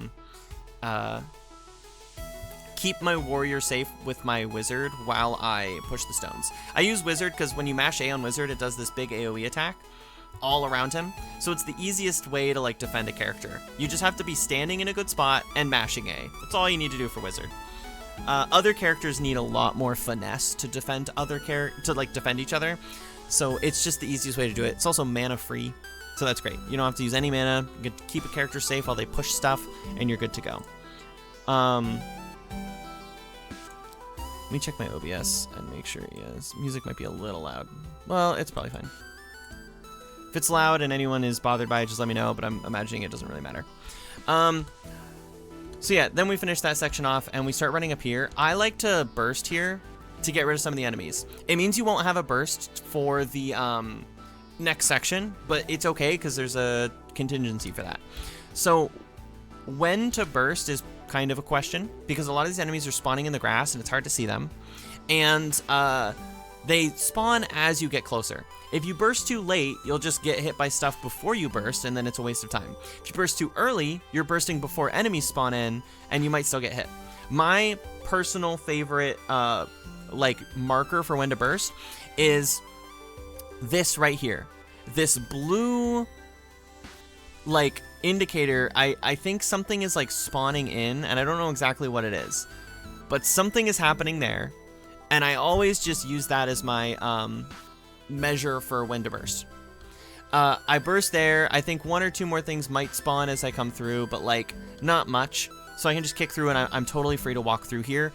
Normally, if you don't burst here, you're going to get hit 10 times. It's awful.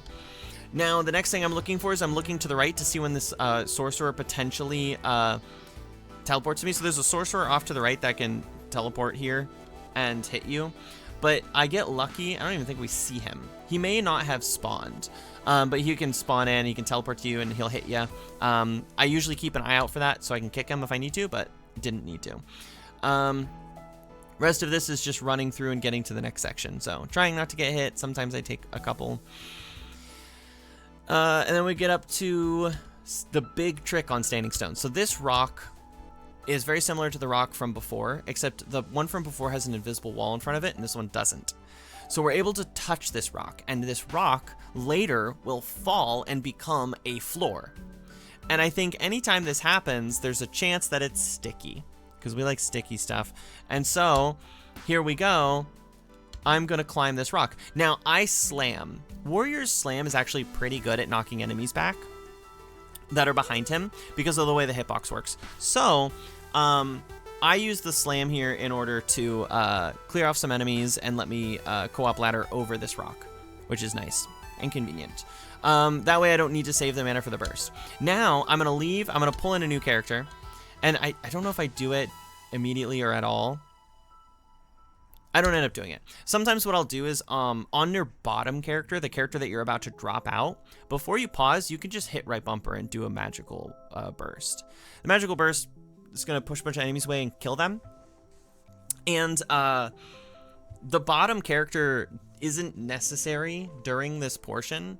We're just about to drop them out and spawn in a new one anyways. So right before they drop out, there's no reason you can't just do a burst. So if you're ever worried about your safety, like, because if an enemy hits you, you'll fall off. You can just burst, but you just don't burst with your top character. If you burst with your top character, when you burst, you fall off as well. So as long as your top character stays on, you're fine. You can burst with your bottom character though. So,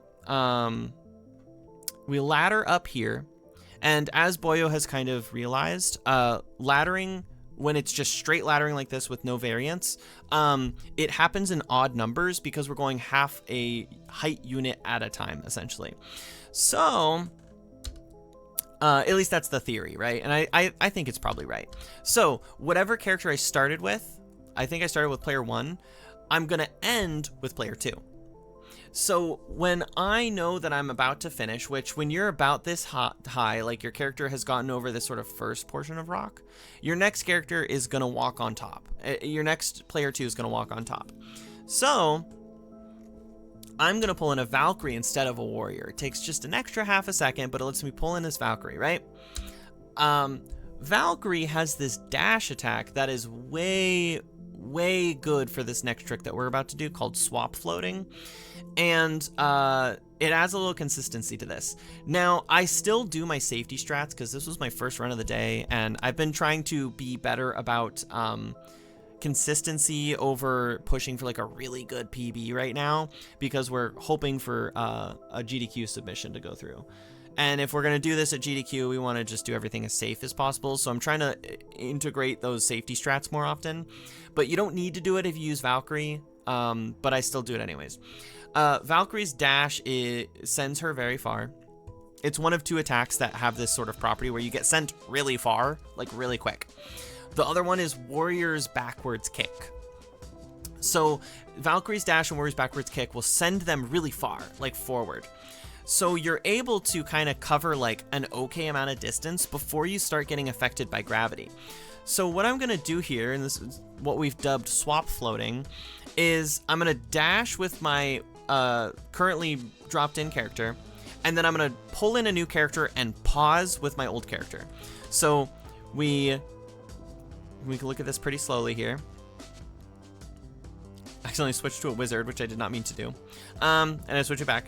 Wizard would be bad for this. I dash, I pull in, and I pause. So this character spawned in a little higher than Valkyrie, about where she was at the end of her dash, rather than where she is at the pause, where she's already started to drop. So now this character is kind of high up. We've just covered a decent amount of distance, and we haven't really fallen that far because that's, we're at this character's height now. So I paused with Valkyrie. I'm now going to drop out with Valkyrie, and I'm going to do the same thing again, where I'm going to kick from midair with my warrior, and then I'm going to pull in a new character as I'm kicking, and then I'm going to pause, and I can do this infinitely. Now, we lose a little height. We actually lose a decent amount of height. It's probably a slope of like, it's like a 2-to-1 ratio, right? You get like two distances down for every 1 over that you get on average. It would probably be better if you could do the whole thing with Valkyries always, but you don't have time to menu over to Valkyrie, so instead we have to do it this way. And this is called swap floating, because it lets us float over large gaps. And this is really one of the only places we use it currently, but there's other places where it could be used. So I'm going to leave game, immediately kick. Now, I've made it. This is far enough, but I'm going to do the safety strat to be safe. So as I'm pulling him in, you can see like I'm in a pretty good spot, and I could just kick my way onto the platform, but we're going to do another swap. So I pull a new character in so I get extra height. I'm going to drop out the old character and kick with the new character. So player 1 drops out even though he's already standing on the stone, and then boom. We have just skipped the whole ending portion of standing stones. This saves at least a minute, maybe more. It's pretty insane. Before going through the portal, I like to switch to a wizard. And I do this because wizard is really good at the golem fight, the stone golem fight. So I switched to wizard, and then I finish the level. You can just finish with warrior; it saves a little time, but then you're gonna have a slightly harder time on stone golem because wizard and it is just as good as any other character on stone golem for the most part, except for some very small time saves that you can get with wizard. But wizard is insanely good at contingency plans on stone golem. So stone golem's a really difficult fight because it has to kind of go perfectly. If it doesn't go perfect, you lose time and it sucks. There's some like decent cases where like it doesn't go perfect but you still get an okay fight and then yippee, but most of the time you need a perfect golem or else you're gonna lose a lot of time. Wizard is really, really good at taking situations that are not normally perfect golem fights and making them perfect golem fights. He's also really good at taking just bad golem fights and cleaning them up a lot faster. So I like to use him so that a lot less of my runs die to stone golem. Sometimes you have runs that would have gotten like a pretty slow golem that get turned into a perfect golem. So that's pretty cool. There's also a small strategy that I use with wizard that you can kind of see here, but I mess it up here. So he starts to, I let him swipe. So he starts to swipe, I let him swipe, I run away early, and I just go on with my business.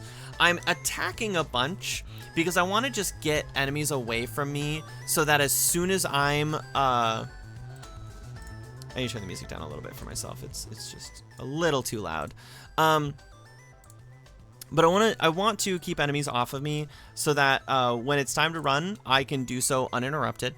And I'm also about to do something very interesting. So I'm going to be spamming this triangle move a bit, right? This is a ranged uppercut. It's the reason Wizard is as good as he is at cleaning up golem fights. And that's because of what we need to do with the summoners, which I'll talk about later. This is one of the few ranged attacks that aren't projectiles in the game. The rest are like special attacks, which cost mana. This one doesn't cost mana. This is just his triangle, or his Y attack, and it's an uppercut. The uppercut part of it doesn't matter right now. It matters later. But what I'm going to do is, you'll see right here, I uppercut the golem himself. Now, you can't damage the stone golem. You can't hurt him. He doesn't like have health. You have to kill him by killing all of the summoners around him. But if you hit him, he does a stomp every time. It's the only way I know to force a specific attack. He's the only boss that I think in the whole game that you have that ability to say, I want you to do this specific attack, and he'll do it every time. So hitting him, he stomps. The stomp can also destroy the pillars that the summoners are on. The stomp also recovers slightly faster than his normal attacks. And I noticed that it recovers faster because I would force the stomp in order to pull the summoners away from him, which is something we'll do later and I'll show. And I kept noticing that like he wasn't like stunned for long. He wasn't in an animation long enough for me to actually make any distance. Or make enough distance. And so then I was like, wait a minute, the stomp is faster. Why don't we just force the stomp every time? Now there's one problem. If he's too far away, the stomp misses, and the stomp actually misses here. This happens because normally I want to stand on the opposite side of the rock when I hit him. If I was standing right here and I hit him from right here, then he's always going to be close enough for the stomp to hit. It also means that like I don't have to wait for him to decide on doing an attack. I can just force him to do one instantly, rather than being like, okay, wait for him to swipe, wait for him to slam. It's just like, no, I'm going to force the attack. But yeah, if I'm standing too close, he's too far away from the rock, I did it too early. That's just an issue on my part. That was a mistake I made. So I run back and I let one loose again, and boom, we get the slam or the stomp and I get away. This is tough to do, and if he starts another attack, I try to let that attack finish, because there's no point in interrupting an animation that's already started, since, you know, that's probably going to be a time loss. And I think I do that here. I interrupt a swipe. Yeah. And I shouldn't have. I just didn't recognize it quick enough. He maybe slams here. No, there was another stomp. We got another stomp. We forced that. We're going to force a stomp here. But you can see, like, we're able to force the attack earlier, and he's recovering from it a little faster. So in theory, you can get a much faster golem using this strategy.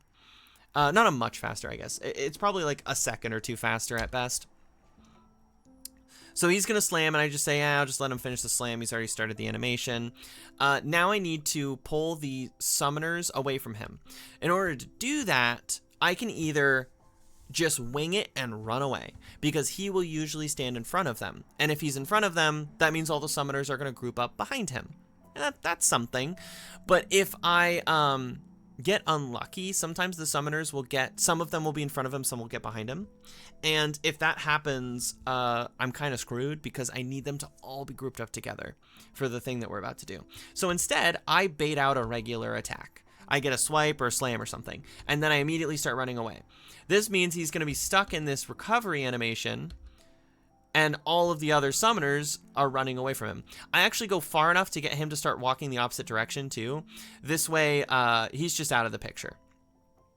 So now I need to burst, and I think this one goes kind of poorly, doesn't it? Yeah, so this one goes kind of poorly. Normally, the summoners are grouped up a little better, and Wizard does have one big flaw. His big flaw is that he's really, really susceptible to enemies just clobbering him. And I should have used an attack to get them off of me sooner, but I'm running up. I'm trying to, I would have liked to burst like here, right?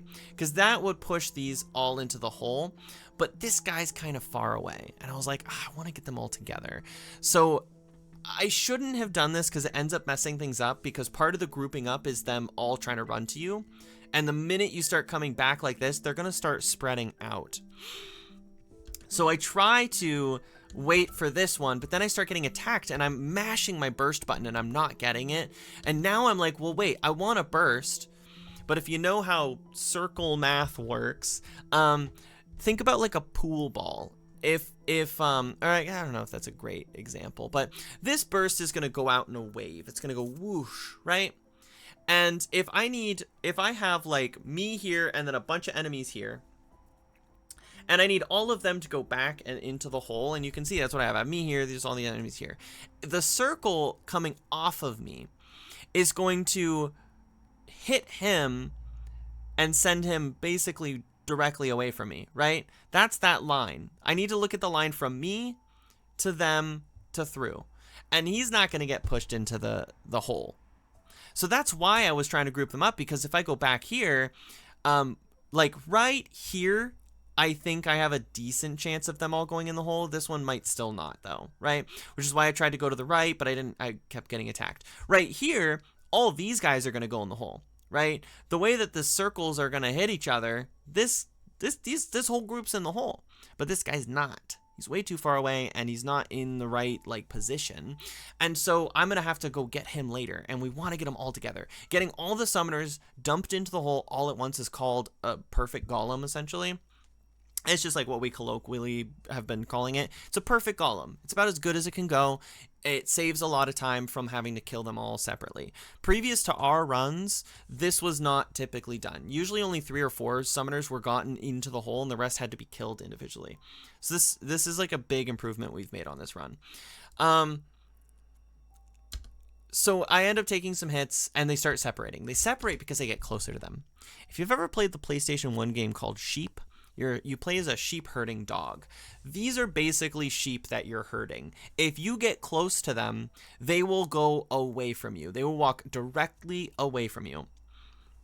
So if I were to walk right up into this group, they're all going to spread away from me, off to the left and right. So if you get too close to them, that's bad. But you can also use that herding sort of like property to help group them. So you can see they're all kind of in a line, but if I stand here, you can see that some of them start walking back away from me as they get too close. So I dash, and as soon as I'm coming out of my dash, he started walking back, and some of the others started walking back. So I'm using that herding property to help group them together. I want to get just close enough to push them a little bit towards each other. Then I want to kind of walk around and out and burst quickly before they start spreading. Right? If you're far enough away, they come towards you. If you're too close, they go away from you. These summoners want to be the perfect distance, and they're constantly trying to achieve that. If you get really close to them, they actually push you away with a spell, and it's really annoying. So, That's the mentality here, but I kind of mess it up. I end up bursting and getting all but one. And so I go, okay, I need to run over there as quick as I can and clean him up. What you're going to do here, and one of the reasons Summoner is so good at this, is you're going to use your ranged uppercut, and you're going to abuse the hurting property in order to clean this up. Now, I talked earlier about how Wizard can sometimes turn a non-perfect golem into a perfect golem. The reason a perfect golem is a perfect golem is 2 cutscenes need to play for this fight to finish. The first cutscene is anytime a summoner dies, right? He has a cutscene showing him taking damage. That's cutscene number 1.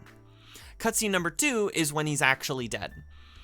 You can get both of those cutscenes to play back to back instantly if you kill all of the summoners all at the same time.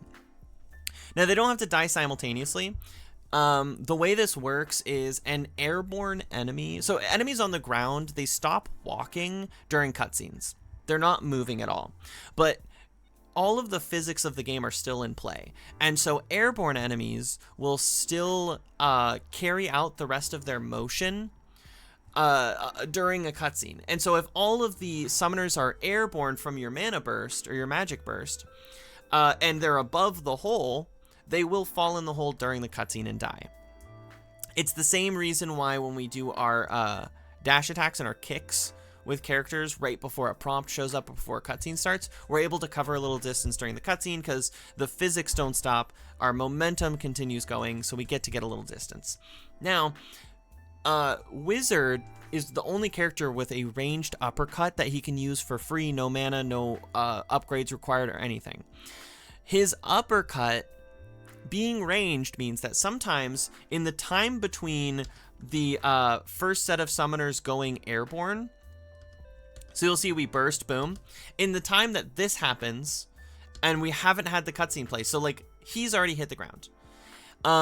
We have a window of time where I can attack him before the cutscene starts. And if I can get him high enough in the air and above the hole, he'll die during the cutscene still. And so even though the burst didn't give me my perfect golem fight, I'm able to get the same time save as a perfect golem fight.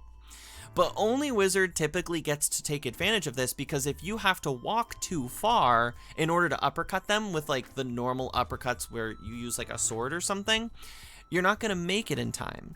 Wizard doesn't have to cover distance sometimes. If this guy had fallen right here, I could have still gotten a perfect golem and pushed him in.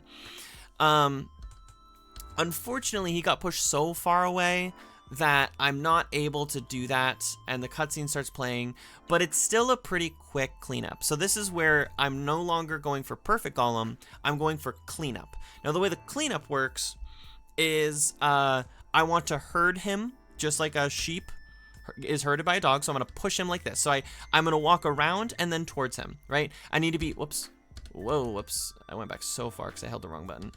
I need to be far enough away at first that I can position myself without pushing him. Then I need to walk towards him to make him walk away from me, and I want him to walk towards the center. And again, because they have that sort of like sheep-based AI, because they want to stay a specific distance, he's going to walk towards the center as I go towards him. And then as soon as he's where I need him to be, I'm going to mash my uppercut, and that'll pop him in. Simple as that. That's how you clean up Golem. If you ever have a chance to herd the enemies towards the center, do it. And uppercut them. Because those summoners have an annoying amount of health. Like a really annoying amount of health. So, it's a lot better to... it's a lot better to take the... Sorry, I'm closing out some stuff on my browser just so that like my internet is a little better. Also, my brightness is a little high. I'm gonna change that. This is just an issue with I use natural lighting in this room. I just have a window partially open, and so as this light dims because the sun is going down, the light from my monitors is becoming the only light that's illuminating my face. There's my phone. Couldn't find my phone. And so I just have to make sure that I'm not getting too bright because just the contrast becomes different. My camera tries to adjust. It's silly. Okay, so that's how you want to do that though. Think about herding sheep essentially. If you go play the PlayStation 1 game Sheep, you'll know what I mean. So that's Golem. Golem can kill runs pretty bad if it goes bad enough, but if you get a perfect Golem, you're cruising. If you even just get a decent Golem, you're cruising usually. And again, Wizard has the opportunity to get perfect Golems where other characters don't. So that's one of the few points in the run where Wizard just has a very distinct advantage over other characters, which is awesome. So like so far in multi-controller, we get use out of Warrior because he's the default character. So we use him a lot. We get lots of use out of, not lots of use, we get some use out of Wizard. We get use out of Wizard on Standing Stones to defend other characters and Caldera. And then we also get use out of Wizard for Stone Golem. And then now I'm going to be getting use out of Valkyrie for Ancient Forest for the group fight. So it has finally come to a point where 1PMC multi-controller runs, 1PMC stands for one player multi-controller, by the way. Multi-controller runs now utilize every character in the game, which is awesome. At least my runs will be. So now we need to co-op ladder over this wall. We get over it pretty quickly. Now, I get over it with player 2, but I still swap to player 1. I don't stop walking so that I don't lose time, but I swap to player 1. And then I swap out player 2. I do this because the trick I'm about to do, I have to be player 1. Not because of like the way that the characters work, and more so because of the way my controllers are set up. So as I've mentioned, I have player 1, 2, and 3 stacked in front of each other. Player 4 is sideways and off to the side. That's the controller's right here. You just can't see it. The way this trick works, I need to spawn in all 3 characters so that I get enough height to get over the wall. And I only need to be walking with one of the characters as long as I do everything correctly. So as long as I can hit the A button on these 2 controllers with one hand, I can use my second hand to hold the direction and hit the A button on controller number 2. If I have to do this with my controller number 1, because controller number 2 is the current character, I have to move all my controllers. I have to move my controller 2 down, I have to put my controller 1 up, and then like anytime I'd have to swap them and my brain would get confused. So I always just try to do this with player 1. So here we go, we get into this corner. I burst to get some enemies away from me. I'm going to spawn in all of these characters. So the way I do this is I offset my spawns so that player 2 spawns ever so slightly like afterwards. I do this because I'm not so certain exactly how the spawning works, and I don't want player 3 or 4 to end up on top, because I'm not holding the direction on player 3 or 4, so they're not going to go over the barrier. So if I just press the A button at slightly different intervals, then I can make sure player 2's on top. So I'm going to spawn in player 3 and 4, and then as that's happening, I'm just mashing player 2. Now, I can't press A on him until they load in, and it takes a little longer because it's 2 characters. So they've loaded in, and finally, as soon as they load in, my A press for player 2 works. So player 2 starts loading in right after that, and I'm able to walk forward with enough height on player 2 to get over the barrier. But I barely have the time to do it. You can see my other characters are already falling. The other way to do this is to spawn them all at the same time. The reason this is a little risky is I don't know that I can guarantee that player 2 is going to come up on top. I should test it. I should mess with it, because I do think that the lowest port always ends up at the highest point. So you can see 4 is below 3. So I think 2 would be up here. And I do think that there's sort of like a situation where there's no way that I spawned them. Like, I guess the only thing that could happen is if I press player 2 slightly too early, I cause the game to start loading player 2, and then I'm not able to pull them in at the same time. I'm not sure. But I think as long as I press them all at the same time, it would be fine. But so far, I've been just staggering it a little bit. And it's like a little risky because sometimes it messes up, but it's not too bad. So now I drop everyone out, and I do the same thing. I go back to player 1 because I'm going to do this trick 2 more times. That skips the first blue wall. We're going to run over here and do it on the second blue wall, and actually I end up messing this one up a little bit. I don't pull in player 2 properly. Oh, no, wait, no, I don't mess it up. Hey, great. Maybe I messed up the last one. I messed up the last one, I think. So we do the same thing. Boom, boom, boom. And now, yeah, I think I just don't mash on player 2 enough. And so I never pull him in. Or I pull him in like way too late. Because I was just mashing too slow or pressing the button too slow. And I miss it. So now I have to try again. And it's hard to try again because there's enemies. So I burst with player 2 before doing it. I finally get it. We're over the wall. I drop everyone out, and I pull player 1 back in as Elf, because I'm going to need him for the next level. Drop out player 2, and I finish the level. So that's how Imperial City works. That is the level where we use 4 controllers. We don't actively play with all 4 at the same time, in a sense. They're all on screen at the same time, but I'm not, like, running around and attacking things with them. But I am doing, you know, some stuff with them. I do think, as far as running around and attacking and being genuinely useful and engaging with a character, we're probably capped out at about 2, maybe 3 if you're really good. But it's cool that we have stuff that utilizes up to 4 controllers. We used to have a lot of skips with 3 controllers. Now that's pretty much just the Groot skip. We've replaced all the other ones with easier skips, and funny enough, these Imperial City skips are easier versions of 3 controller skips that we used to do on that level. So kind of funny that more controllers made it easier, but it is still pretty hard to do. Oh yeah, small thing here. I kind of stopped talking about a lot of the small stuff because it's a lot of the same points that I talked about early on. But you can teleport during cutscenes, as long as the teleporter's active. And so I always try to run to this teleporter as soon as possible after pulling the lever. And I'll even jump to make sure I get the jump distance during the cutscene. And it's just so that, like, you can see the teleportation starts here. And by the time the cutscene's ending, I'm already, like, teleported. So we go into this room. I just have to clear off these generators and pull these levers. This teleporter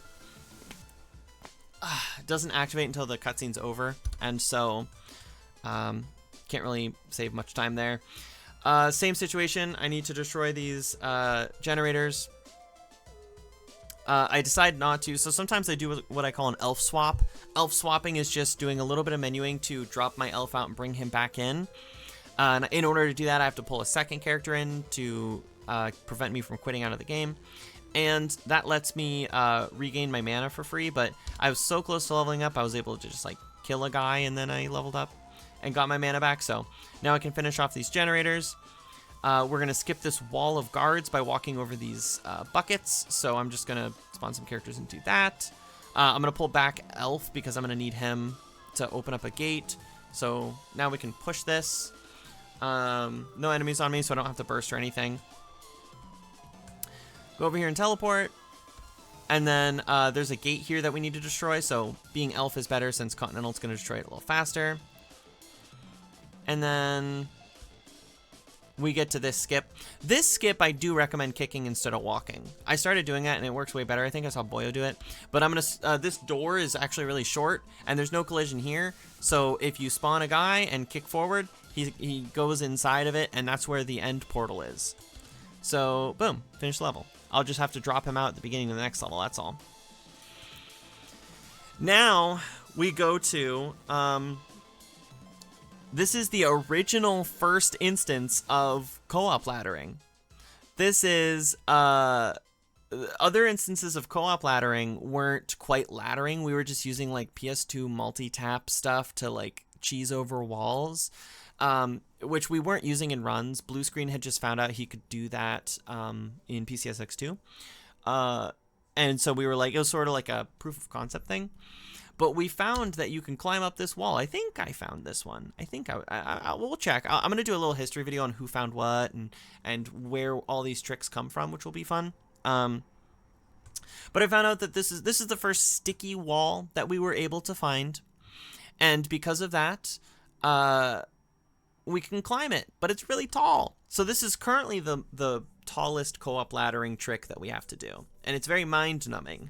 There's an even taller one in Plague Town, but we don't currently use it because it's too hard to consistently do in runs, but it does save a few seconds, the Plague Town one. But I'm gonna fast forward through it. Yep, it's just laddering up this really tall blue wall that is even taller than it visually looks. We have to get to a point where our character is over top of like this sort of thing, basically. So we still have a couple more. Yeah, one more I think should do it. Yep. And then I'm going to pull Elf back in because he's going to do the boss fight. And by having 2 characters, I can safely crank these levers without having to really do much.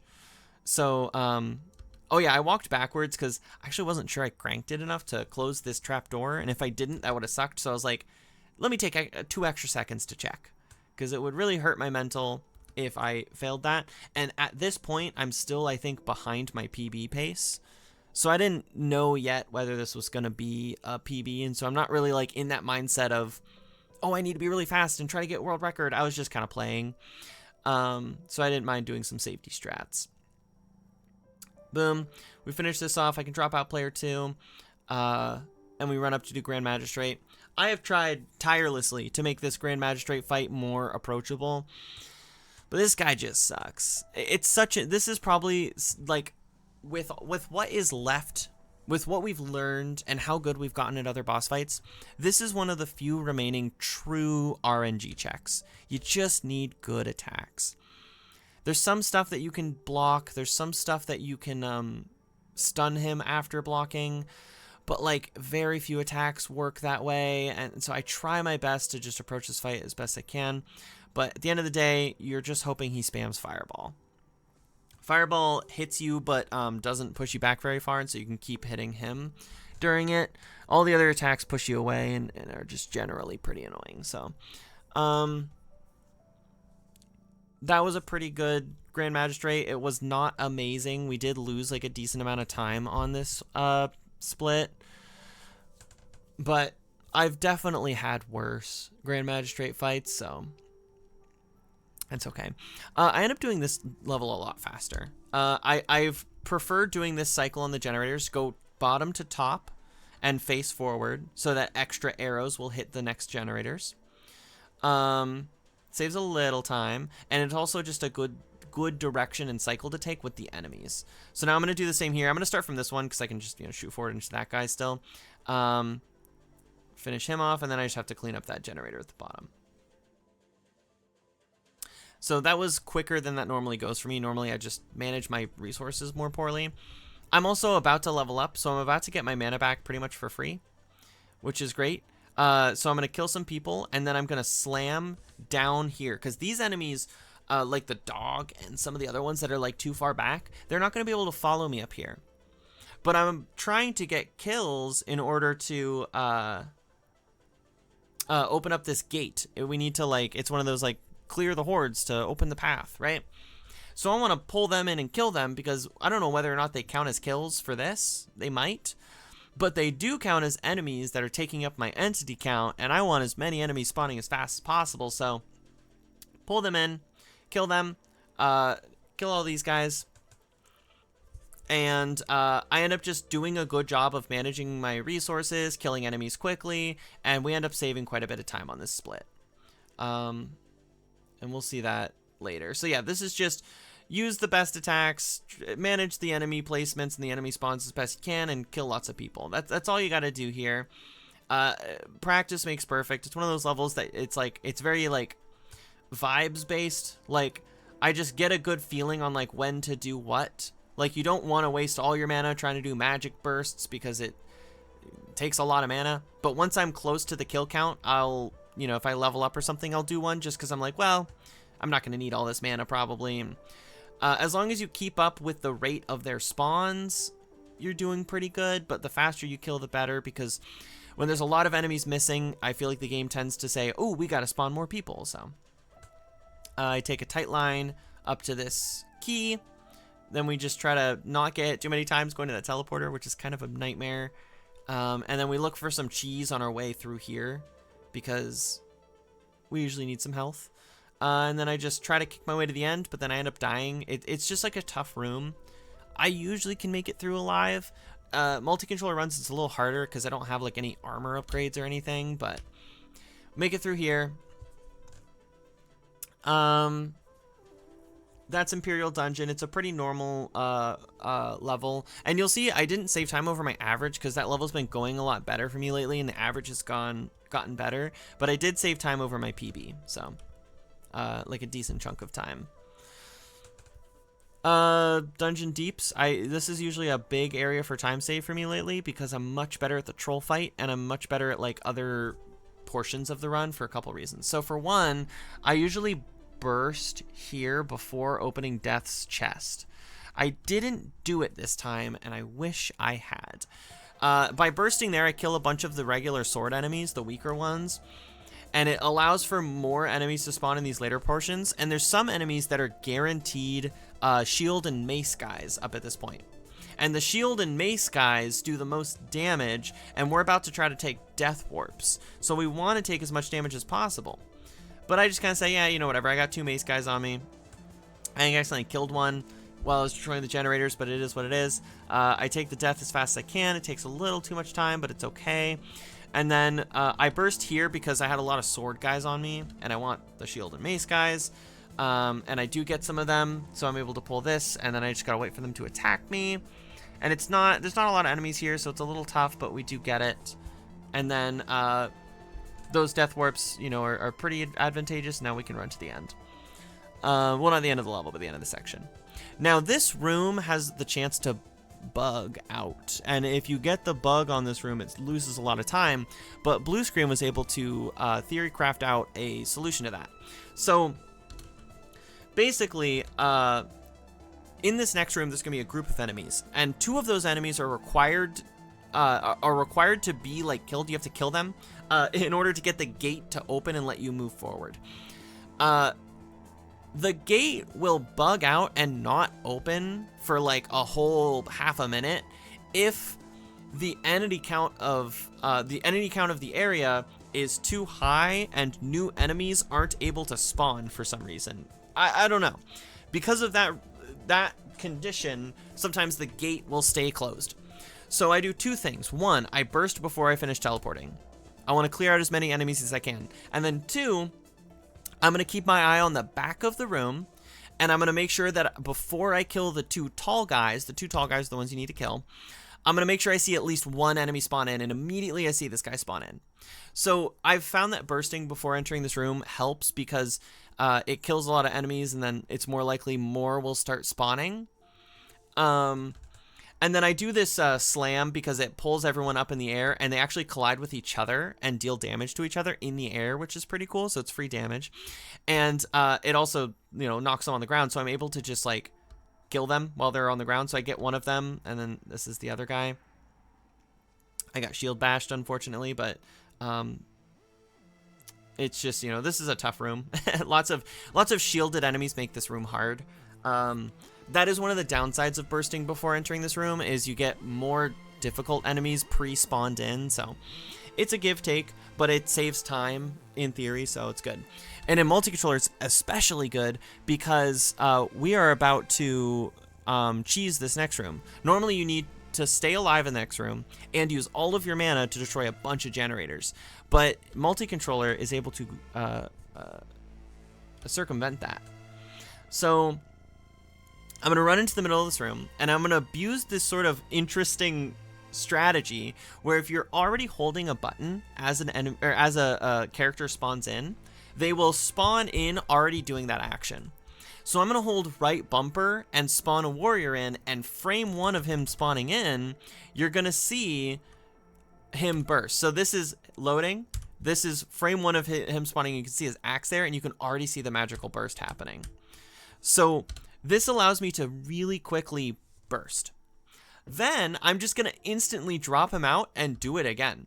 This lets me spam magical bursts really fast and, you know, circumventing that like mana requirement. Normally you can only do it like once because it uses so much mana, but I can just do it over and over. And there's 9 generators in this room that I have to kill, which killing 9 generators takes a while. Even with Continental Assault, that takes a while. But doing it this way, I can just kill them all at once.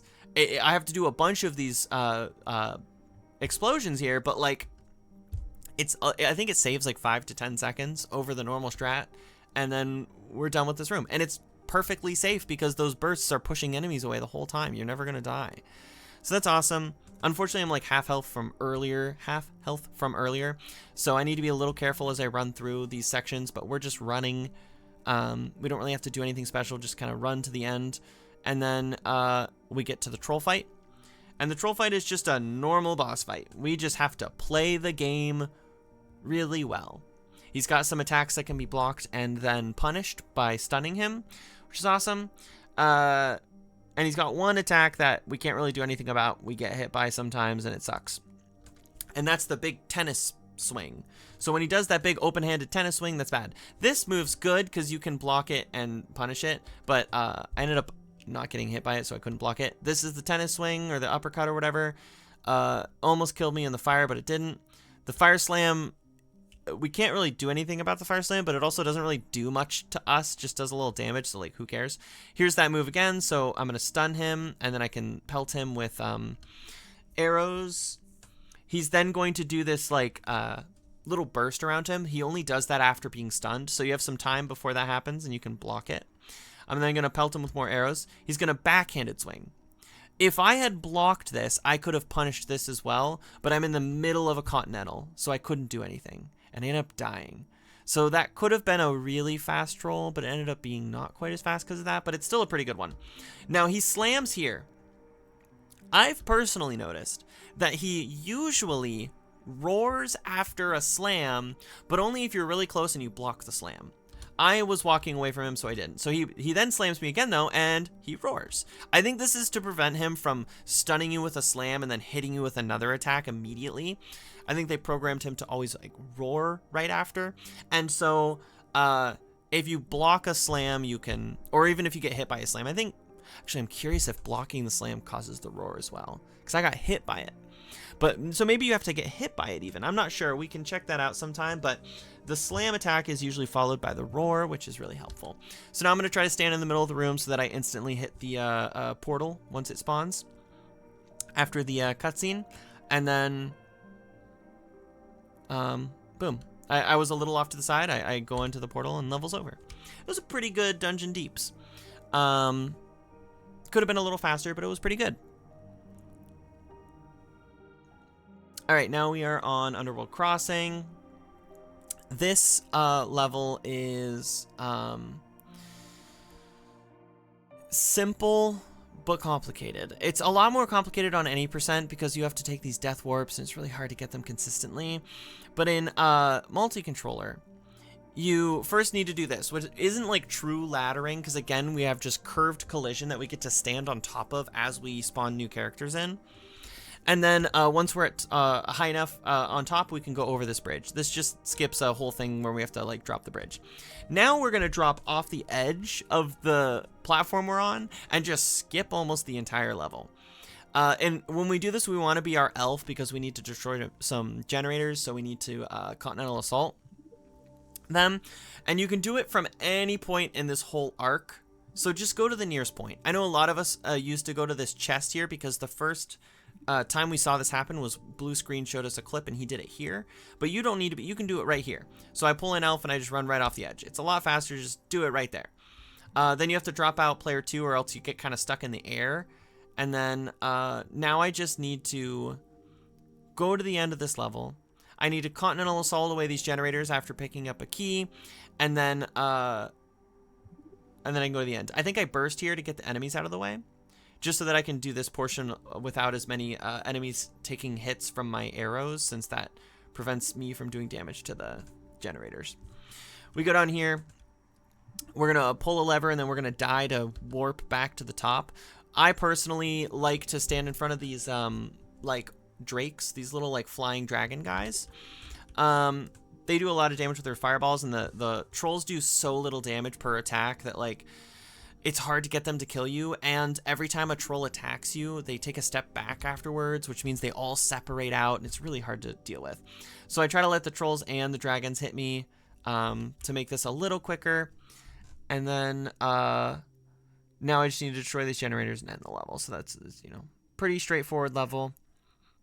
And now we are on to Deep Fortress. Deep Fortress is also a really straightforward level. So I mentioned there was a level in this run where we abused that whole like spawn mechanic where if it finds valid collision above you, it uses that instead of your character to spawn the new character. We abuse that here to skip almost the entire level. So there's a ledge up here where this up here is like near the end of the level. We're just starting a pretty long level out. This is the end of the level. So we get someone standing on top of this chest and we walk them forward to be under this pathway. And then when we pull a new character in, we're up top. It's insane. And we are now at the end of the level. So now we just have to do one set of crystals after walking a little bit. We have to pull these crystals, which you don't have to walk all the way up the stairs. You can just go about halfway up. And then that's it. That's the whole level. So now we're going into Caldera, and I am absolutely shitting my pants because my predicted time says 41:43, which means this is potentially a world record since 41:50 something was the previous world record, which was done by me like a couple weeks ago. So I'm like, ooh, I gotta get this. I gotta get a good run here. I could save, I can maybe get like a 10-second world record. But I know that my average for Caldera is worse than what I typically get nowadays because of all the practice. So I'm like, this might even be better than a 41:40 something. And lo and behold, it did end up being better. So, I do Caldera pretty normally here. So I've been messing around with strats where I use 2 characters so that like I can pull both levers quicker. Because you have to walk to one lever, pull it, walk to the other, pull it, and then pull the ballista. But you could save time by having 2 characters split up and pull the levers. And so I've been messing around with that, but it's really, really hard to do. It's one of those things where, like, in theory, it absolutely saves time. Like, we know it saves time. It's just your execution has to be good enough to take advantage of that time, or else, if you're messy with controlling 2 characters, you're going to lose that time pretty much right away, So we get second set of levers in the ballista pulled. There's 2 more to do. So I pull these 2 levers and pull the ballista. Every time I pull the ballista too, I kick. I use my right stick to kick away from the ballista. So I'm gonna walk up and then I'm gonna kick, and you can just barely see my warrior doing the kick right here. See me standing, and then you can see me moving a little bit, and you can even see the kick animation start. So that's just gonna give me a little distance during each of these small cutscenes. Also, yeah, Deep Fortress was a gold split. So, that was my fastest Deep Fortress, and this ends up being my fastest Caldera as well. So for Caldera, I'm actually going to spawn in another character, and he's going to defend my primary warrior while he's pushing the stones, so that I can push the stones for free. Normally, you're fighting off enemies while you're pushing, and it's very annoying, and you're basically just crossing your fingers that the enemies stop spawning, which sometimes they stop spawning. We don't know exactly why, but sometimes the enemies just stop spawning, and if that happens, it's awesome. And I have really, really, really long time, for a really long time, I've really wanted to find out how to get that to happen on purpose, because there's certain levels that could really use that, but we don't know yet. So instead, I pull in a second character to defend my first character. I finish pushing the stones. I then teleport with both characters. I was wanting to do my 2-player split up strat here, and I messed it up by walking both characters down, and I just said, forget it. I just need to do this normally. I'm way too nervous. So I could have saved a little time by splitting my characters up and pulling the levers, but I just kind of I wasn't in that headspace, I wasn't thinking about it early enough, and so I just went for regular strats, and we got a 41. I stopped the splits at 41:31, but our end time is the beginning of this cutscene. So first frame of this cutscene is at 41:30.54. That is the first frame of this cutscene. So that is that. That is Gauntlet 7 Sorrows, any percent, 1 PMC, current world record, 41:30.54. And that's how I did it. It's a very good run, and I'll show here too, and I'll move my I guess my camera is covering it right now, so let me move myself. what you'll see here is I'm comparing against my averages. So here's against my PB. I saved all the time at the end. I also saved some in Imperial Palace, but I golded on Imperial Palace, which is so silly. That normally takes me longer because it's such a straightforward level. But I saved most of this time in the last couple levels, and I got 2 golds at the end. My early game was not very good, and I had a bad golem fight. Lost some time there. Standing Stones was kind of slow, but that's because early game I was going for mostly safety strats. Throne Room was also pretty bad, so we ended up saving a ton of time on Imperial Palace. And then lost all of it in Throne Room and a lot worse. And then just slowly chipped away and saved time. So, little wild, but that's just, you know, it is how it is. It's a little unfortunate that we lost so much time early on. But a 21-second world record is insane and awesome to get. 41:30 is really, really solid. Yeah, I don't know. That's pretty much it. It was very wild to me that it all kind of happened right at the end. It's just a very clean end game. Early game could use a lot of work, and I've already improved my strats for Ancient Forest, so I'm very excited to get more runs in. And I think there's a lot. Like if I actually go back, I think Ancient Forest is part of what really lost me a lot of that time. I went down 13 by Ancient Forest, and then another like 10 seconds almost from Standing Stones, and then another couple seconds from Stone Golem. So it was just this middle stretch: Ancient Forest, Standing Stone, Stone Golem. And I've kind of long since thought that from Ancient Forest all the way to the end of Imperial City is typically like the hardest portion of the run. But Imperial City has gotten a lot easier because we've got new strats for Imperial City. So now it's more so Ancient Forest, Standing Stone, Stone Golem. That's like the difficult part of the run that really, really is difficult, like really kills stuff. Ancient Forest is now hopefully much more consistent, but I gotta get some runs in with the Ancient Forest strat to really know. So if it's down to just Standing Stones and Stone Golem is like the hardest part of the run, and then Throne Room is, I wouldn't even call it the hardest part of the run. Throne Room is just an RNG check. It comes down to do 2 levels really well, and then get your RNG check on Throne Room and see how it goes. If everything else is good and clean, you'll get a good run. If not, then you won't. Dungeon Deeps has a chance to be a little trolly because of the troll fight. Where's my... I don't know. I'm just going to put this flannel on. I don't know where my cardigan went. I thought I had it with me. I may have put it in a different room absent-mindedly. But I have my flannel from the other day, so. Dungeon Deeps, yeah, Troll can kind of be tough, but we've gotten so much better at fighting Troll that it's not as bad as it used to be. I think, fast forward, you know, a year of these runs, if we're all still doing this, those boss fights are going to matter a lot more. Like, Troll and Grand Magistrate are going to just be, like, the biggest killers for the run. But I also see a future where we're doing the really hard Plague Town strat. And if we're doing the really hard Plague Town strat, that's going to be the biggest run killer. That thing is so impossible to do. Where's my white controller? It's on the ground. So that's my little analysis of my... that's a 2 hour, 40-minute analysis. Or I guess probably 2.5 hours because I've been live for 2:40, but... about 10 minutes probably of not doing anything. So 2.5 hour analysis on a 41-minute run is a little silly, but that's what it is. All right, Editor Jennifer here, coming at you as a bat. I just wanted to thank anybody who did make it this far into the video.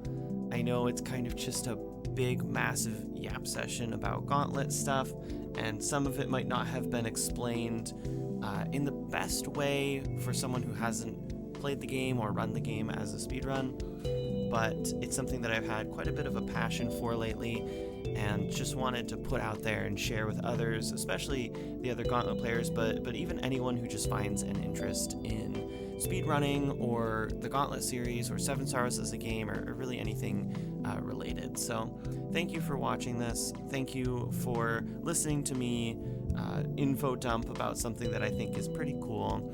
And if you're ever interested in getting into Gauntlet 7 Sorrows speedrunning, or speedrunning any of the Gauntlet games, there is a Discord that you can seek out.